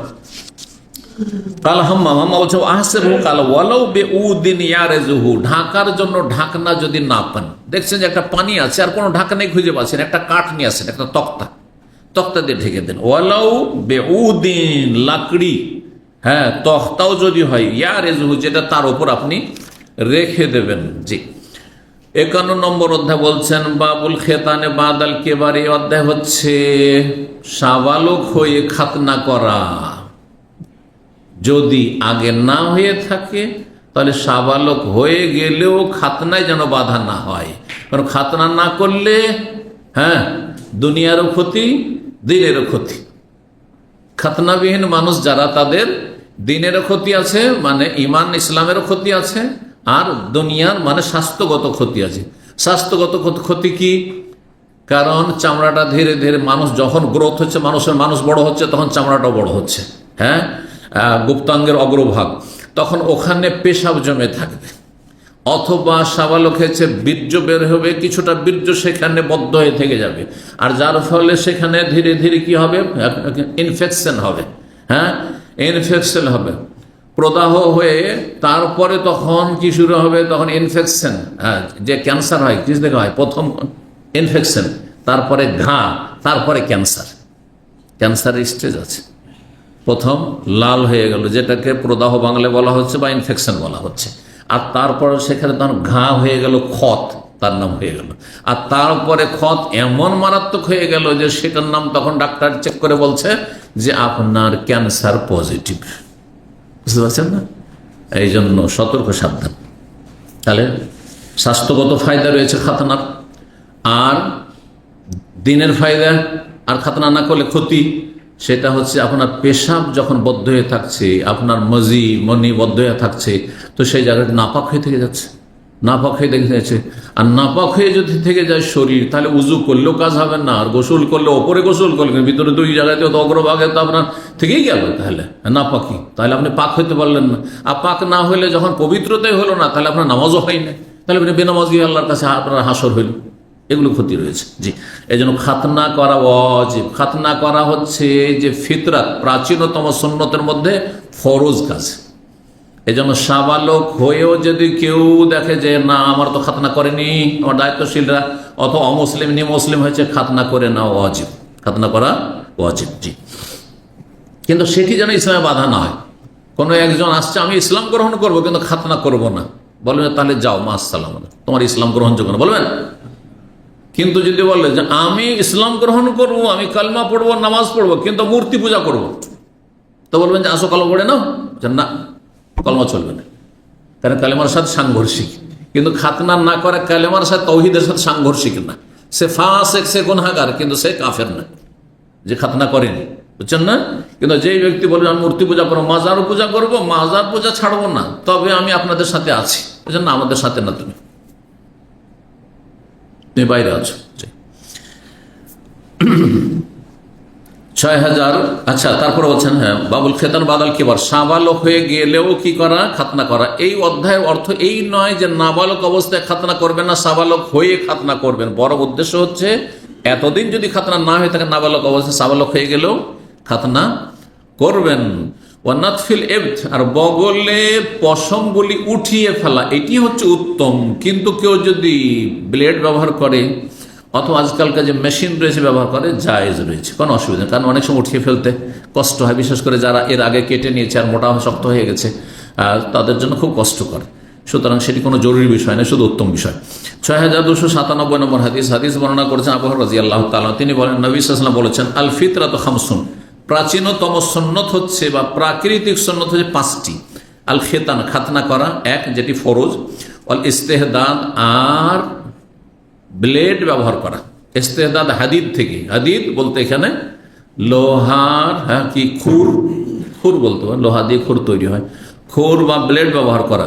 ও নাতফুল এবেদ, এবং বগলের পশম উঠিয়ে ফেলা। ও কাসুসারে, মোচ মুন্ডন করা না কাটা, কিন্তু কাটা সব রকম জায়েজ রয়েছে। আপনি একটু বড় রেখেও কাটতে পারেন, আপনার ঠোঁটের কাছে একবারে বড় বড় করে, আবার সেটাকে আপনি আরো ছোট করতে পারেন, একেবারে ব্লেড দিয়ে মুন্ডন করবেন না। মেশিন দিয়ে কেউ যদি জিরো করে সেটা মুন্ডন নয়, মেশিন দিয়ে মুন্ডন করে সেটা, বা মেশিন দিয়ে যদি কেউ জিরো করে সেটা মুন্ডন বলা যাবে না, সেটা একেবারে ছোট করা। একটি হাদিস আনহেকুস সাওয়ারে, তোমরা মোচকে খুব বেশি করে ছোট করো, তার অন্তর্ভুক্ত। আর যদি কেউ ব্লেড ব্যবহার করেই নেই, তাহলে ব্লেড দিয়ে, অনেকে ব্লেড ব্যবহার করে, বিশেষ করে আমাদের তবলিগি ভাইরা কিন্তু ব্লেড ছাড়া অন্য কিছু না, ওদের কিন্তু মস্তুস রাখেন, তাই না, ব্লেড ব্যবহার করে বা খুর ব্যবহার করে, মেশিন নাই। তো এটা কি নাজায়েজ? নাজায়েজ নয়। তবে অনেক আইম্মায়ে কেরামগণ এটাকে মাকরুহ অপছন্দনীয় বলেছেন, মাকরুহ। ইমাম মালিক রাহিমাহুল্লাহ এটিকে মাকরুহ বলেছেন। সুতরাং সেটা অনুত্তম, কিন্তু কোনো হারাম নাজায়েজ কাজ নয়। ইস্তেহদাদ মানে লোহা ব্যবহার করা। ইস্তেহদাদ কিসের কাজে? নাভির পশম, এখানে ভদ্র ভাষা ব্যবহার করা হয়েছে, মার্জিত ভাষা ব্যবহার করা হয়েছে। নাভির নিচের পশম পরিষ্কার করার জন্য খুর ব্যবহার করা ইস্তেহদাদ মানে। বগলের চুল উঠিয়ে ফেলা, মোচ ছোট করা, কাস, এটি হচ্ছে উত্তম সুন্নাত। ওয়া তাকলিমুল আজফার, আর নখ কাটা। কলম মানে কাটা, কিন্তু কলম মানে কাটা। তো কলমকে কলম কেন বলা হয়? কলমের শাব্দিক অর্থ কিন্তু কাটা। এই জন্য যে আগের যুগের কলম কি করা হইতো, কেটে কলম রেডি করা হইতো, এটা আমরা করেছি। কঞ্চির কলমকে ব্যবহার করেছেন না আপনারা? পাননি ওই যুগ? ওই যে একজন আছেন পেছনে। আমরা ছোটকালে যত লেখাপড়া শিখেছি কঞ্চির কলমে, বুঝছেন তো। বাঁশের কঞ্চি নিয়ে আসতাম, দিয়ে দেন কেটে, মা কেটে দিত রাহিমাহুল্লাহ, অথবা আব্বা অথবা যে কেউ হোক কেটে দিল, কেটে সুন্দর করে দিল। অথবা ছাত্র যারা বড় ছিল তারা ছোট, আমরা ছোট ছাত্র ছিলাম, আমাদেরকে কেটে সুন্দর করে দিত। আর তারপরে কালির বড়ি পাওয়া যেত, সেগুলোকে গুলে কালি রেডি করতাম, কালিতে ডুবাইতাম, আর তখন ভালো শ্রুতি লিখতাম, সুন্দর আরবি লেখা, আলি বা তার সাথে লিখতাম। এইভাবে আমরা লেখা শিখেছি। জি, তারপরে পেন্সিল আসলো, স্লেট আসলো, এসব আসলো। 6298 নম্বর হাদিস, হাদিস বর্ণনা করেছেন আবু হুরায়রা রাদিয়াল্লাহু তাআলা। তিনি আন্না রাসূলুল্লাহ সাল্লাল্লাহু আলাইহি ওয়াসাল্লাম বলেন, ইখতাতানা ইব্রাহিম আলাইহিস সালাতু ওয়াস সালাম। ইব্রাহিম আলাইহিস সালাম নিজের খাতনা নিজেই করেছেন, নিজের খাতনা নিজেই করেছেন। খাতনা করার কোন লোক যদি না পান তো নিজের খাতনা নিজে করতে, এই সাহস থাকতে হবে। এটা হচ্ছে ইব্রাহিমী সুন্নাত, ইব্রাহিমী সুন্নাত। জি। কত বছর বয়সে? বলছে বাদা সামানিনা, 80 বছর বয়সে, 80 বছর বয়সে। এটা সহিহ বুখারীর হাদিস। অন্য একটি মওকুফ রিওয়ায়াত রয়েছে 120 বছর বয়সে। দুটো সাংঘর্ষিক হয়ে যায়, কেমন কথা হইল। তো কেউ কেউ বলেছেন যে না, এটা সহিহ, যেহেতু সহিহ বুখারীর হাদিস 80 বছর বয়সে। আর 120-এর হাদিসটি দুর্বল, যেহেতু মওকুফ সিরিজ সাহাবীর উক্তি, সেটা রাসূলুল্লাহ সাল্লাল্লাহু আলাইহি ওয়াসাল্লামের উক্তি নয়, আর এটা হচ্ছে নবী সাল্লাল্লাহু আলাইহি ওয়াসাল্লামের উক্তি। আর আরেক দল সমন্বয় করেছেন, বলছে 80 বছর বাদা সামানি, 80 বছর পরে। এখানে বলেন 80 বছর বয়সে বলেননি, কিন্তু 80 বছর পরে, মানে এরাক থেকে শাম দেশে যে হিজরত করলেন, যখন বাবা বাড়ি থেকে তাড়িয়ে দিল, হ্যাঁ, আজর কাফের মুশরিক, তখন বাড়ি থেকে বেরিয়ে চলে গেলেন হিজরত করে কোথায়? হ্যাঁ, শাম দেশে, ফিলিস্তিনে হিজরত করে চলে গেলেন। বৃহৎ শাম মানে প্যালেস্টাইনে হিজরত করে গেলেন। আর তারপর থেকে তো ইব্রাহিম আলাইহিস সালামের বংশ সমস্ত আপনার ফিলিস্তিনে। আর ইউসুফ আলাইহিস সালামকে বিক্রি করে দিয়ে তো তখন পৌঁছে গেলেন মেসরে। তারপরে ইউসুফ আলাইহিস সালাম, ইব্রাহিমের বংশ, ওখানে গিয়ে বাদশাহ হইলেন। এবার বুঝতে পেরেছেন? কিন্তু আসল জায়গা ইব্রাহিম আলাইহিস সালাম কোথায় ছিল? জন্মভূমি এরাকে ছিল। এরাক থেকে ফিলিস্তিন, ফিলিস্তিন থেকে ইউসুফ আলাইহিস সালামের জামানায়, হ্যাঁ, ওর ভাইয়েরা বাপসহ গিয়ে পৌঁছলেন মেসরে। আবার মেসর থেকে তখন মুসা আলাইহিস সালামের যুগে, হ্যাঁ, ফেরাউনের কবল থেকে রক্ষা পেয়ে সেখান থেকে চলে আসলেন। আর তারপরে তখন ইতিহাস আবার নিজের মাতৃভূমি সেই মোবারক জমিনে ফিলিস্তিনে ফিরে আসলেন। ইব্রাহিম আলাইহিস সালাম 80 বছর পরে খাতনা করেছেন, মানে হিজরতের 80 বছর পরে, হিজরতের 80 বছর পরে। তাহলে 120-এ আর কতদিন থাকে? 40 বছর। তাহলে হিজরতের সময় কত বয়স ছিল তাহলে ইব্রাহিম আলাইহিস সালামের? হ্যাঁ, 40 বছর। 40 আর 80 কত হয়? 120 বছর। এবার বুঝতে পেরেছেন? তো এইভাবে কেউ কেউ সমন্বয় করেছে। ইব্রাহিম আলাইহিস সালামের আয়ু কত ছিল তাহলে? খাতনা তো করলেন, খাতনা করার পরে কি মারা গেছেন? হ্যাঁ, অথবা 120 বছরে মারা গেছেন, তাও তো প্রমাণিত হয় না, ঠিক না? এই জন্য এই ক্ষেত্রে তার ইন্তেকাল আয়ুর ক্ষেত্রে দুটো মত রয়েছে। প্রসিদ্ধ মত হচ্ছে 200 বছর বয়স ছিল। কত ছিল? 200 বছর বয়স ছিল। আর একটি মতে 175 বছর বয়স ছিল। 175 বছর বয়স ছিল। 200 বছর যদি হয় তাহলে খাতনার পরে কতদিন বেঁচেছেন? 120-এ যদি খাতনা হয় তারপরে আরো 80 বছর। বুঝতে পেরেছেন? আদম আলাইহিস সালামের যুগে, নূহ আলাইহিস সালামের যুগে 1200 বছর করে বয়স হইতো। কমতে কমতে কমতে বয়সও কমেছে, আর হাইটও কমেছে, আর শক্তিও কমেছে। কমতে কমতে কমতে কমতে কমতে আমরা এসে এখানে পৌঁছে 3.5 হাতে পৌঁছেছি। আর আয়ু ক্ষেত্রে 60-70 বছরে পৌঁছেছি, হ্যাঁ, গড় আমাদের। আর আমরা শক্তির ক্ষেত্রে এত দুর্বল আমরা হয়ে গেছি, হ্যাঁ, যে 30-এর পরে, 30-এর আগে অনেকে, কেউ সুগার, কেউ প্রেশার, কারো রোগের শেষ নাই। আর 40 হলে তো বুড়ো লাগছে দেখি, ঠিক না? জি, এই দুর্বল হয়ে গেছে। আল্লাহু আকবার। আল্লাহ যেন ইমানি শক্তি দান করেন, আল্লাহর দিন দুনিয়ার আল্লাহ হেফাজত করেন। এই ছিল হাদিস। তো 80 বছর পরে কি হলো? খাতনা হলো ইব্রাহিম আলাইহিস সালাম। ওয়াক্তাতানা বিল কাদুম, আর কাদুম দুই রকম পড়া হয়েছে। তিনি খাতনা করেছিলেন কাদুম দ্বারা, একটি অর্থ, অর্থাৎ কোড়ালি দ্বারা। কোড়ালি বুঝেন? কোড়াল না কোড়ালি বলেন? হ্যাঁ, দুটাই। কোন এলাকায় কোড়ালি বলে, কোন এলাকায় কোড়াল বলে। হ্যাঁ, আর আঞ্চলিক ভাষা আমাদের অঞ্চলে কুড়ল বলে। হ্যাঁ, কুড়াল। তো এই কুড়াল দিয়ে দিলেন একবারে কোপ, কিসে খাতনা করে ফেললেন। সুবহানাল্লাহ, আল্লাহর হুকুম, আল্লাহর পরীক্ষা। আল্লাহ বলছেন ইব্রাহিমকে আমি মেলা পরীক্ষা করি। ওয়াইজিব তাআলা ইব্রাহিম রাব্বুহু বিকালিমাত, মেলা হুকুম দ্বারা আল্লাহ পরীক্ষা করেছেন। এটা একটা হুকুম ছিল। 80 বছর বয়সে অথবা 80 বছর হিজরতের 120 বছর বয়সে কাউকে যে তোমার খাতনা তুমি করো, আল্লাহর পরীক্ষা হতে পারে। আমি ভয় পাচ্ছি, আল্লাহ পারবো না, তোমার এই হুকুম পারবো, আল্লাহ তুমি মাফ করো। করেছেন কি না করেননি? সুবহানাল্লাহ। আল্লাহ বলছেন ফাতামাহুন্না, সবগুলিতে পাস করেছেন, সবগুলিতে তিনি উত্তীর্ণ হয়েছেন। যা হুকুম করেছে, ছেলে জবাই করো, ছেলে কোরবানি করো, কোরবানি করেছেন, কোরবানি করতে গেছে। আমি বাঁচিয়ে নিয়েছি সেটা ভিন্ন বিষয়, কিন্তু তিনি কোরবানি করেছেন, ঠিক কিনা? কাবা ঘর বানাও, যাও স্ত্রীকে বনবাসে মক্কায় রেখে আসো, ছেলেকে রেখে আসো। বলছে আল্লাহ এটা পারবো না, তুমি যা বলবা বলো, কিন্তু আমি ছেলে রেখে আসতে পারবো না, ঠিক না? বলে দিবেন আপনি না, কাজ ফাতামাহুন না, আল্লাহ বলছে। আল্লাহ অনেকগুলি পরীক্ষা, এমনি খালিলুল্লাহ বলাননি আল্লাহ রাব্বুল আলামিন তাকে। জি, তো কোড়াল দ্বারা কি করেছেন, নিজের খাতনা নিজে করেছেন। যদি কাদুম পড়েন মুখাফফাতান মানে তাসদিদ ছাড়া, কাদুম করে। কাল আবু আব্দুল্লাহ, আবু আব্দুল্লাহ মানে বুখারী বলছেন হাদাসান কতাইবা কাল হাদাসান বগীরা নবী জিয়ারাত কালা ওবিল কাদ্দুমে, কোন রিওয়ায়াতের হয়েছে কেউ বর্ণনা করেছেন কাদ্দুম, যদি তাসদিদ দিয়ে পড়েন ওয়া হুয়া মাওদাউন মুশাদ্দাদুন, সেটা একটি জায়গার নাম। যদি তাসদিদ দিয়ে পড়েন, কাদ্দুম পড়েন তো একটা জায়গার নাম, যেখানে তিনি এই নামক জায়গায়, কাদ্দুম নামক জায়গায় তিনি কি করেছিলেন, খাতনা করেছিলেন গ্রামে। 6000। আর কেউ কেউ বলেছেন না, দুটোরই অর্থ একই, দুটোর অর্থ একই। কেউ জায়গার নামে নিয়েছেন, কেউ অস্ত্রের নামে নিয়েছেন, অর্থে নিয়েছেন।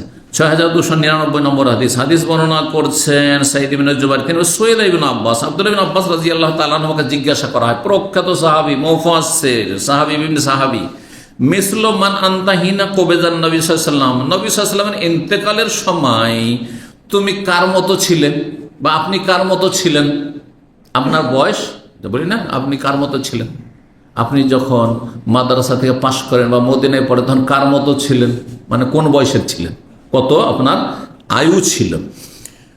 কালা, তখন বলে আনাই আমাদের মখতুনুন, যখন নবী সাল্লাল্লাহু আলাইহি ওয়াসাল্লাম ইন্তেকাল হয় তখন আমার খাতনা হয়ে গেছিল, আমার খাতনা হয়ে গেছিল, খাতনা করা ছিলাম। কাল, বর্ণনাকারী বলছেন সাঈদ ইবনে জুবাইর, ওয়া কানু লা ইয়াখতানুনা আর-রাজুল হাত্তা ইউদরিক, সাহাবায়ে কেরামগণ সাধারণত অতদিন পর্যন্ত ছেলেদের খাতনা করতেন না যতদিন পর্যন্ত ইউদরিকা মানে ইয়াবলুগা, সাবালক না হয়ে যেত।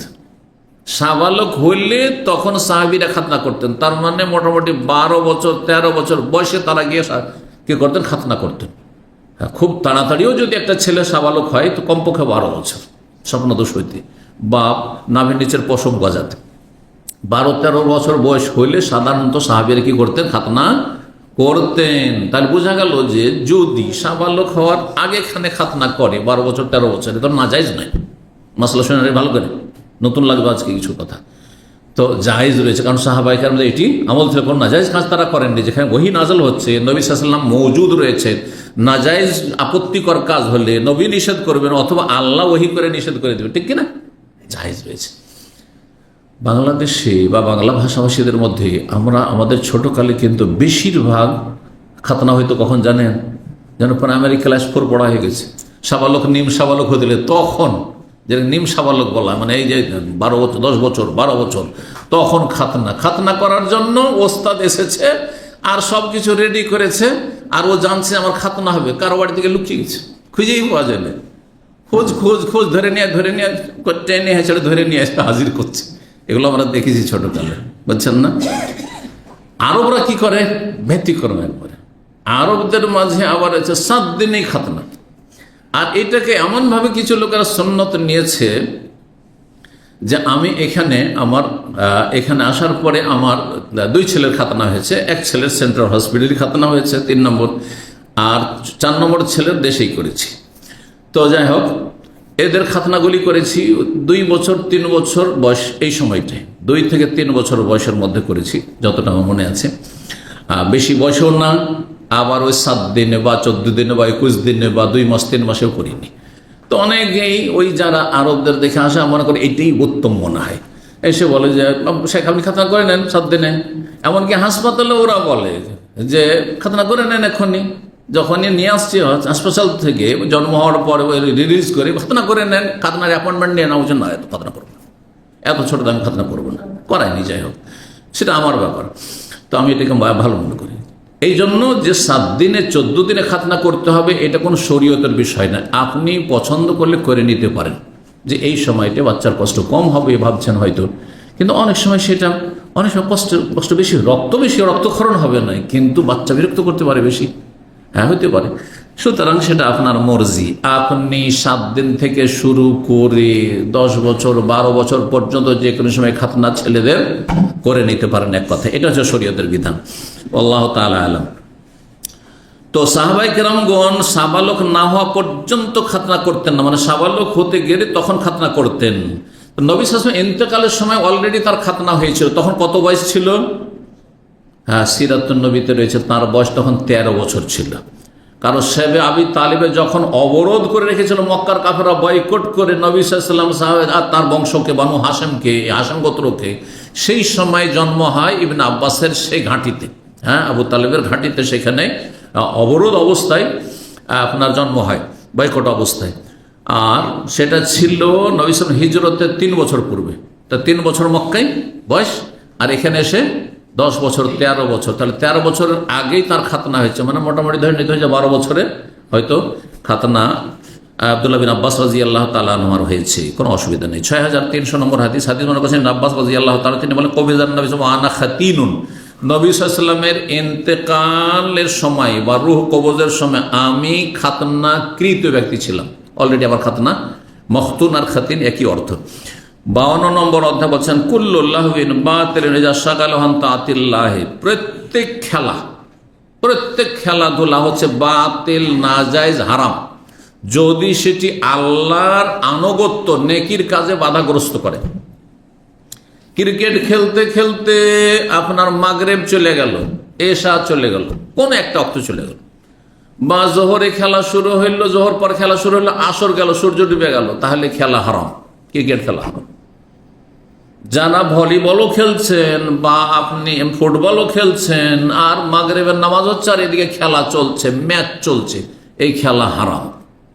শরীর চর্চা আপনি করবে, এক্সারসাইজ করছেন, ব্যায়াম করছেন, অথবা 1 ঘন্টা আমি হাঁটবো বিনা বিরতিতে, আর সূর্য ডুবে গেল, মাগরিবটা পরে পড়ে নেবো, জামাত পরে, জাগা নামাজটা পরে পড়ে নেব, হ্যাঁ, আপনার এই শরীর চর্চা হারাম। এবার বুঝতে পেরেছেন? যে কোনো খেলা যদি আল্লাহর আনুগত্যের কাজে ফরজ অজয় বাধা দেয় অথবা গুনাহে লিপ্ত করে, তাহলে সেই খেলা হচ্ছে হারাম। তাহলে খেলার হুকুম এখন শুনিনি। খেলা দেখা একসময় পাগল ছিল মানুষ, আজকালও পাগল আছে ক্রিকেট খেলা দেখার, কিছু লোকের নেশা। ক্রিকেট খেলা দেখতে গিয়ে সারা রাত জাগলেন, আর জাগার পরে সকালে আর ডিউটি করতে পারলেন না ভালো করে, ঠকামি করে হারাম রুজি খেলেন, হ্যাঁ, কফিলের বেতন নিলেন, হারাম। তাহলে এই খেলা দেখা হারাম, এই খেলা দেখা হারাম। কিন্তু আধা ঘন্টা দেখলেন মাগরিব থেকে এসা, অথবা আসর পরে আধা ঘন্টা দেখলেন, মাঝে মধ্যে কখনো দেখলেন, হয়তো কিছুক্ষণ, নামাজের সময় নয়, হ্যাঁ, আর আল্লাহর হক নষ্ট করলেন না, এই খেলা দেখার কারণে মানুষের হক নষ্ট করলেন না। হ্যাঁ, একজন মৌলভী সাহেব আমার ছাত্র ছিলেন, আর আমার কলিগও ছিলেন, আমার ছাত্র আর তারপরে কলিগ হয়েছিল দেশে যখন পড়াইতাম। একই বিল্ডিংয়ে কোয়ার্টারে থাকতাম, আমি পরিবার নিয়ে, ও থাকতো পাশে। তো একদিন শুনতে পেলাম যে আমার ওই ছাত্র একই সাথে পড়ায়, ও খেলা দেখার এত নেশা ছিল ক্রিকেটের, আর তখন বাড়িতে ওই টিভি তো ছিল না, ওই শহরে খেলা দেখতে গেছে, এসা পরে আর ফজরে বাড়িতে এসেছে। তাহলে সারা রাত স্ত্রীর সাথে ঘুমায়নি, জানতে পারলাম যেহেতু ছাত্র। তার বললাম কি আবার তুমি নাকি সারা রাত খেলা দেখো? যদিও সে শিক্ষক, কিন্তু ছাত্র হিসাবে এভাবে বললাম তুমি নাকি খেলা দেখো? বলছে হ্যাঁ শেখ, আসলে আমার একটু বদ অভ্যাস হয়ে গেছে, যেমন সিগারেট খোরেরা বলে, কি বলে, হ্যাঁ, কি করবো, বদ অভ্যাস হয়ে গেছে, হুজুর দোয়া করি, দোয়া দিয়ে কাজ হয়ে যাবে। তো বদ অভ্যাস হয়ে গেছে, একটু খেলার আমার নেশা আছে। আমি বললাম যে তুমি সারা রাত তোমার বউকে একা রেখে খেলা দেখলে এইটা হারাম কাজ, হারাম কাজ। কারণ আল্লাহর আনুগত্যের কাজ, নেকির কাজও তোমার বউর কাছে ঘুমানো রাত্রে, বোঝা গেছে না? এটা নয় যদি সারা রাত তুমি মোবাইল নিয়ে ঘুমাবে, তুমি সারা রাত তুমি গেম খেলবে, আর সারা রাত তুমি খেলা দেখবে, সারা রাত তুমি টিভির সামনে বসে থাকবে, মোটেই জায়েজ নয় ইত্যাদি। ওমান কাল আলী সাহেবী, কোনো ব্যক্তি যদি নিজের সঙ্গীকে বলে আসো ওকামের কা, তোমার সাথে জুয়া খেলি, কাউকে যদি জুয়া খেলতে কেউ ডাকে, তাহলে এর কাফারা হচ্ছে দান সাদকা করবে, দান সাদকা করবে যতটা পারে। সূরা লোকমানের আয়াত রয়েছে, আয়াত নম্বর 6, মিনান নাস মান ইয়াশতারিল্লাহু আল হাদিস, কিছু মানুষ এমন আছে, অবাঞ্ছিত মানুষ, খারাপ মানুষ, যারা খেল তামাশার বিষয়কে ক্রয় করে বেছে নেই, মানে খেল তামাশায় মত্ত থাকে, লিউদিল্লা আন সাবিলিল্লাহ বিগাইরি, তারা অজ্ঞতাবশত আল্লাহ রাস্তা থেকে নিজেকেও পথভ্রষ্ট করে, অন্যকেও পথভ্রষ্ট করে, তাদের আল্লাহ নিন্দা করেছেন। জি, 6301 নম্বর হাদিস বর্ণনা করছেন আবু হুরায়রা রাদিয়াল্লাহু তাআলা, তিনি বলে রাসূলুল্লাহ সাল্লাল্লাহু আলাইহি ওয়াসাল্লাম বলেছেন, মান হালাফা মিনকুম, তোমাদের কেউ যদি হলফ করে, হলফ মানে বাংলা কিন্তু আমরা বলি এটা ভাষা, হলফ করা বুঝেন না, কসম করা, শপথ করা, কসম ও আরবি, হলফ ও আরবি। হলফ করে বলেন তো, বলে না শপথ। ফাকালা ফি হালিফিহি, তার শপথে যদি বলে বিল্লাতি ওয়াল উজ্জা, মানে লাত উজ্জার কসম, কেউ যদি বলে খাজা বাবার কসম, বড় পীরের শপথ করছি, শাহজালালের কসম করছি, তাহলে সে শিরকি কথা বলল। যদি বিশ্বাস করে যে তারা কিছু দিতে পারে তো বড় মুশরিক হয়ে গেল, যতক্ষণ আকীদা শুদ্ধ না হবে। কিন্তু বিশ্বাস নেই, আল্লাহই দাতা, কিন্তু লাত উজ্জার নাম লো, দেবদেবী কিছুই করতে পারে না, কিন্তু লাত উজ্জার নামে কসম করলো, তাহলে সেই ব্যক্তি কাফেরদের মতো যেহেতু হয়ে গেল, বা কাফেরদের মতো কথা বললো, উচ্চারণ করলো। ফালিয়াকুল লা ইলাহা ইল্লাল্লাহ, কাফেরকে মুসলিম হতে হলে কালেমা পড়তে হয়, তুমিও কালেমা পড়ে তোমার গুনার কাফফারা করো। বুঝে সুঝে কালেমা পড়তে হবে, শুধু মন্ত্রের মতো পড়লে হবে না যে আমি তৌহিদ নষ্ট করব না। ওমান কানলে সাহিবি, আর কেউ যদি নিজের সাথী সঙ্গীকে বলে তাল আসো ও কামের তোমার সাথে জুয়া খেলে একটু, তাহলে ফালিয়াতা সাদ্দাক, সে যেন দান সাদকা করে তার কাফফারা মোচন করে। 53 নম্বর সর্বশেষ অধ্যায়, 2টি হাদিস রয়েছে। আবু হুরায়রা রাদিয়াল্লাহু তাআলা, বাবু মাজা ফেলবেন, এই অধ্যায় হচ্ছে ঘর বাড়ি নির্মাণ করা সম্পর্কে। বাড়ি নির্মাণ করা জায়েজ না জায়েজ নয়? হ্যাঁ জায়েজ না? জায়েজ না জায়েজ? একদম ঢালাওভাবে। কয়টা বাড়ি জায়েজ যদি জিজ্ঞেস করি তখন? আপনি একটা গোপালগঞ্জে বানিয়ে রেখেছেন, একটা ঢাকাতে বানিয়ে রেখেছেন, ঠিক আছে, এতটুকু ঠিক আছে। আমি যেহেতু সিটিতে থাকি আর গ্রামে মাঝে মাঝে যেতে হয়তো আমি পরের বাড়ি থাকবো নাকি, তো নিজের একটা বাড়ি বানিয়ে রেখেছি। কিন্তু পয়সা বেশি হয়েছে, চলো একটা রাজশাহীতে বানিয়ে দিলাম, ওটা চিটাগাঙে বানিয়ে দিলাম, একটা বানিয়ে দিলাম আমি, চলো খুলনাতে বানিয়ে দিই, একটা বানিয়ে দিয়ে ওই যাবো কক্সবাজার যাবো, তখন ওখানে গিয়ে হোটেলে কেন থাকতো, ওখানে একটা বানিয়ে রেখে দিই, জায়েজ। সবগুলিতে শয়তান বসবাস করছে, সারা বছর খালি পড়ে আছে, মোটেই জায়েজ নয়। বুঝতে পারছেন? বাড়িতে আপনার রুম লাগবে 5টি বা 4টি, একটা মেহমানের জন্য, একটা আপনার বেডরুম, একটা মেয়েদের বেডরুম, একটা ছেলেদের বেডরুম, যথেষ্ট কিনা? আপনার লাগবে 5টি, বানিয়ে রেখেছেন 7টি 10টি, তা জায়েজ? জায়েজ না? মোটেই জায়েজ না।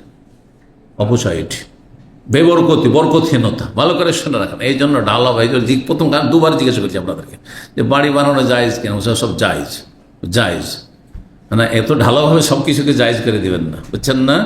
যতটা প্রয়োজন ততটা বাড়ি বানিয়ে রাখতে পারবেন। ভাড়া দেওয়ার জন্য বানানো সেটা ভিন্ন বিষয়, কিন্তু বিশাল বাড়ি বানিয়ে রেখেছেন আর কেউ বাস করে না, না, ওটাই জায়েজ না, এটা অবশ্যই।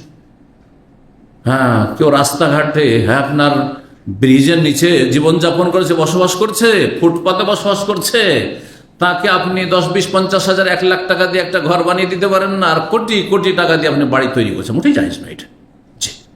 আপনার যতটা প্রয়োজন ততটা বাড়ি বানাবেন। সালাফদের যুগে পাকা বাড়ি বানানোর ওপর অনেকের আপত্তি ছিল, যেটা বিলাসিতা এবং এটা অপচয়, সেই জন্য পাকা বাড়ি বানানো যাবে না। আর দুনিয়া হচ্ছে ক্ষণস্থায়ী, আপনি পাকা বাড়ি মানে স্থায়ী বাড়ি হয়ে যাচ্ছে। এই জন্য অনেকের মত ছিল যে পাকা বাড়ি, হ্যাঁ, মাটির পাকা বাড়ি, মাটি পুড়িয়ে এটা হারাম, জায়েজ না। জি, এরকম ফতোয়া ছিল, জায়েজ নয়, কিন্তু সঠিক হচ্ছে জায়েজ। হ্যাঁ, এখন যুগ উপযোগী বাড়ি করলে পাকা বাড়ি করতে হবে, কাঁচা বাড়ি চলবে? চলবে না। তা আপনার পয়সাও আছে, শুধু পাকা বাড়ি করতে পারবেন, কিন্তু প্রয়োজনের অতিরিক্ত আপনি বাড়ি বানিয়ে রাখবেন না। প্রয়োজন কতটা, যেমনটা বললাম যে আপনাকে শহরেও থাকতে হয় আর গ্রামে মাঝে মাঝে থাকতে হয় ছুটিতে গিয়ে, সুতরাং 2টো বাড়ি বানাইতে পারেন আপনি। আমি সৌদি আরবে থাকি, কিন্তু দেশে গেলে থাকবো কোথায়? এখন যদি কেউ বলে যে আপনার সব ছেলে মেয়ে সৌদি আরবে থাকে, সবাই যখন এখানে থাকে, তো দেশে বাড়ি রাখার প্রয়োজন কি? না, অবশ্যই প্রয়োজন আছে। আমি ছুটি গেলে থাকবো কোথায়? বুঝতে পারছেন না? সুতরাং দেশে একটা বাড়ি বানিয়ে রেখেছেন, জায়েজ রয়েছে, কিন্তু যতটা আপনার প্রয়োজন ততটা আপনি বাড়ি বানাবেন, তার অতিরিক্ত নয়। তবে ভাড়া দেওয়ার জন্য হলে কোনো অসুবিধা নেই, যেমনটা বললাম। আবু হুরায়রা রাদিয়াল্লাহু তাআলা বলছেন, নবী সাল্লাল্লাহু আলাইহি ওয়াসাল্লাম বলেন, মিন আশরাতিস সাআতি, কিয়ামতের লক্ষণ সমূহের একটি লক্ষণ হচ্ছে কি? ইযা তাতাওয়ালা রুআতুল বাহমি ফিল বুনিয়ান, যখন গবাদি পশু, বাহম বলা হয় ছাগল আর মেষ, ভেড়া ভেড়ি, ভেড়া বুঝেন তো, মেষ বুঝেন, ভেড়া বুঝেন না? জি, মেষ যেগুলো ভেড়া বলা হয়, মেষ এবং ছাগল, মেষ ছাগলের রাখাল, রোয়াত রাইর বছর, রাখালরা যখন, হ্যাঁ, বাড়ি নির্মাণের ক্ষেত্রে প্রতিযোগিতা করবে। এক সময় যারা বকরি চড়া রাখাল ছিল, বকরি ছাড়া তাদের রোজগার ছিল না, হ্যাঁ, বকরির পাল নিয়ে মরুভূমিতে চলাফেরা করতো, তারা বিশাল বিশাল টাওয়ার আর বিশাল বিশাল ভিল্লা বানাবার ক্ষেত্রে কম্পিটিশন করছে। ওই সে এত টাকা খরচ করে বলছে, আমি এত টাকা খরচ করে বানাবো। এটা কিয়ামতের আলামত, এটা কিয়ামতের আলামত। জি, এই জন্য প্রতিযোগিতা যেন না হয়, অহংকার না থাকে। বাড়ি আছে আলহামদুলিল্লাহ, বাস করার মতো আমার পুরাতন বাড়ি আছে না, এরকম মানে চল ভাঙ এটাকে আবার নতুন করে বানায়, এর চেয়ে ভালো বাড়ি বানায়, এটা জায়েজ নয়। এক শ্রেণীর লোকেরা গাড়ির ক্ষেত্রে কম্পিটিশন করছে, এক শ্রেণীর লোকেরা মোবাইলের ক্ষেত্রে, আরে অমুক মোবাইল নিয়েছে লেটেস্ট, আচ্ছা ওর চেয়ে লেটেস্ট আমি নিয়ে আসবো, এগুলো জায়েজ নয়, এগুলি মোটেই জায়েজ না, বড় আপত্তি করে এগুলি পচায় বিলাসিতা। 6302 নম্বর হাদিস, হাদিস বর্ণনা করছেন আব্দুল্লাহ বিন ওমর রাদিয়াল্লাহু তাআলা, তিনি বলেন রাআইতুনি মা'আন নবী, আমি নবী সাল্লাল্লাহু আলাইহি ওয়াসাল্লামের সাথে আমি নিজেকে দেখেছি। বানাইতু বিয়াদি বাইতান ইউকান্নিনুনি মিনাল মাতার, আমি আমার জন্য একটা ক্ষুদ্র একটা এমন বাড়ি তৈরি করেছি নিজ হাতে, নিজের হাতে বাড়ি তৈরি করেছেন। ইউকান্নিনি এমন ছোট বাড়ি যেটি আমাকে বৃষ্টি থেকে আড়াল করে, রক্ষা করে, যাতে বৃষ্টিতে ভিজে না যায় আমি আমার পরিবার, সেজন্য এরকম বাড়ি তৈরি করেছি। মানে সর্বনিম্ন কোনো রকম একটা ছোট্ট বাড়ি তৈরি করেছে নিজ হাতে। আমরা নিজ হাতে বাড়ি তৈরি করেছি, জি। আব্বার সাথে মাটির দেয়াল বাড়ি একসময় তৈরি করেছি আমরা নিজে, জি।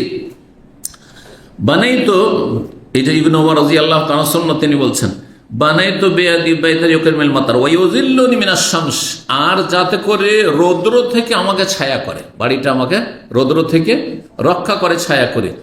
মা আ'আনানি আলী আহাদুন মিন খালকি, আল্লাহর সৃষ্টির কেউ আমাকে সাহায্য করে, একাই আমি নিজের বাড়ি তৈরি করেছি বসবাস করার জন্য। 6303 নম্বর হাদিস, হাদিস বর্ণনা করছেন ইবনে ওমর রাদিয়াল্লাহু তাআলা, তিনি বলেন ওয়াল্লাহি, আল্লাহর কসম করেছে, মা ওয়াদাতু লাবেনাতান আলা লাবেনাতিন, আমি একটি ইটের ওপর আরেকটি ইট রাখিনি। লাবেনা বলা হয় কাঁচা ইটকে, পোড়াবার আগে যে শুকনো ইট, এটাকে লাবেনা বলা হয়। এক ইটের উপর আর একটি ইট রেখে আমি বাড়ি গাঁথিনি, গাঁথা বলে না, হ্যাঁ গাঁথা। ওয়ালা গারাস্তু নাখলাতান, আর আমি কোন একটি খেজুরের গাছও রোপণ করিনি। মনোযোগ কবেজান নবী সাল্লাল্লাহু আলাইহি ওয়াসাল্লামের ইন্তেকালের পরে, নবী সাল্লাল্লাহু ইন্তেকালের পরে আমি দুনিয়া বিমুখ হয়ে গেছিলাম আর আখিরাত মুখী হয়ে গেছি। আমি নিজের বাড়িও তৈরি করিনি আর একটি গাছও রোপণ করিনি যে আমি খেজুর এই গাছটি রোপণ করে আর খেজুর খাবো না, এসব দুনিয়াদারি কিচ্ছু করিনি। আমি আখিরাতের কাজে নিজেকে নিয়োজিত রেখেছি। সুফিয়ান বিন ওয়াইনা বনে ফাযাকারতু লিবাযি আহলিহি, আব্দুল্লাহ বিন ওমর রাদিয়াল্লাহু তাআলা পরিবারের কিছু সদস্যকে আমি একবার বললাম যে ওয়াল্লাহি লাকাদ, এই বিষয়টি বললাম যে হাদিসটি, যে ইবনে ওমর এই কথা বলেছেন যে আমি নবী সাল্লাল্লাহু ইন্তেকালের পরে একটি বাড়িও তৈরি করিনি, মানে একটা ইটের আর একটা ইট রাখিনি, আমি গাঁথিনি, আর কোনো একটি খেজুরের গাছও লাগাইনি।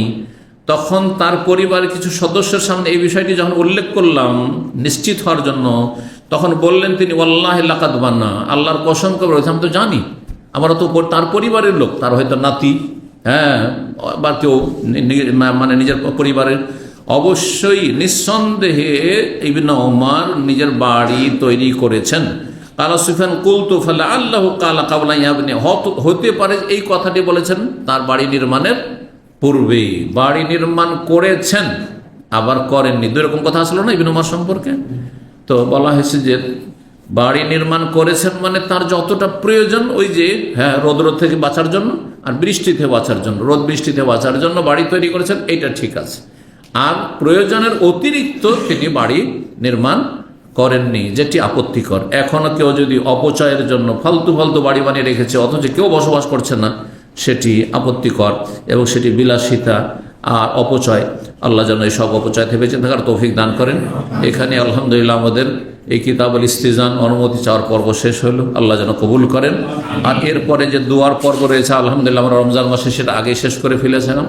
আর তারপর ইনশাআল্লাহ আগামী জুমা থেকে কিতাবুর রিকাক ইনশাআল্লাহ তাআলা মর্মস্পর্শী হাদিসগুলি নিয়ে আলোচনা হবে, অত্যন্ত গুরুত্বপূর্ণ হাদিস। আল্লাহ রাব্বুল আলামিন যেন তৌফিক দান করেন এবং বাকি জীবন আল্লাহ যেন বরকত দান করেন।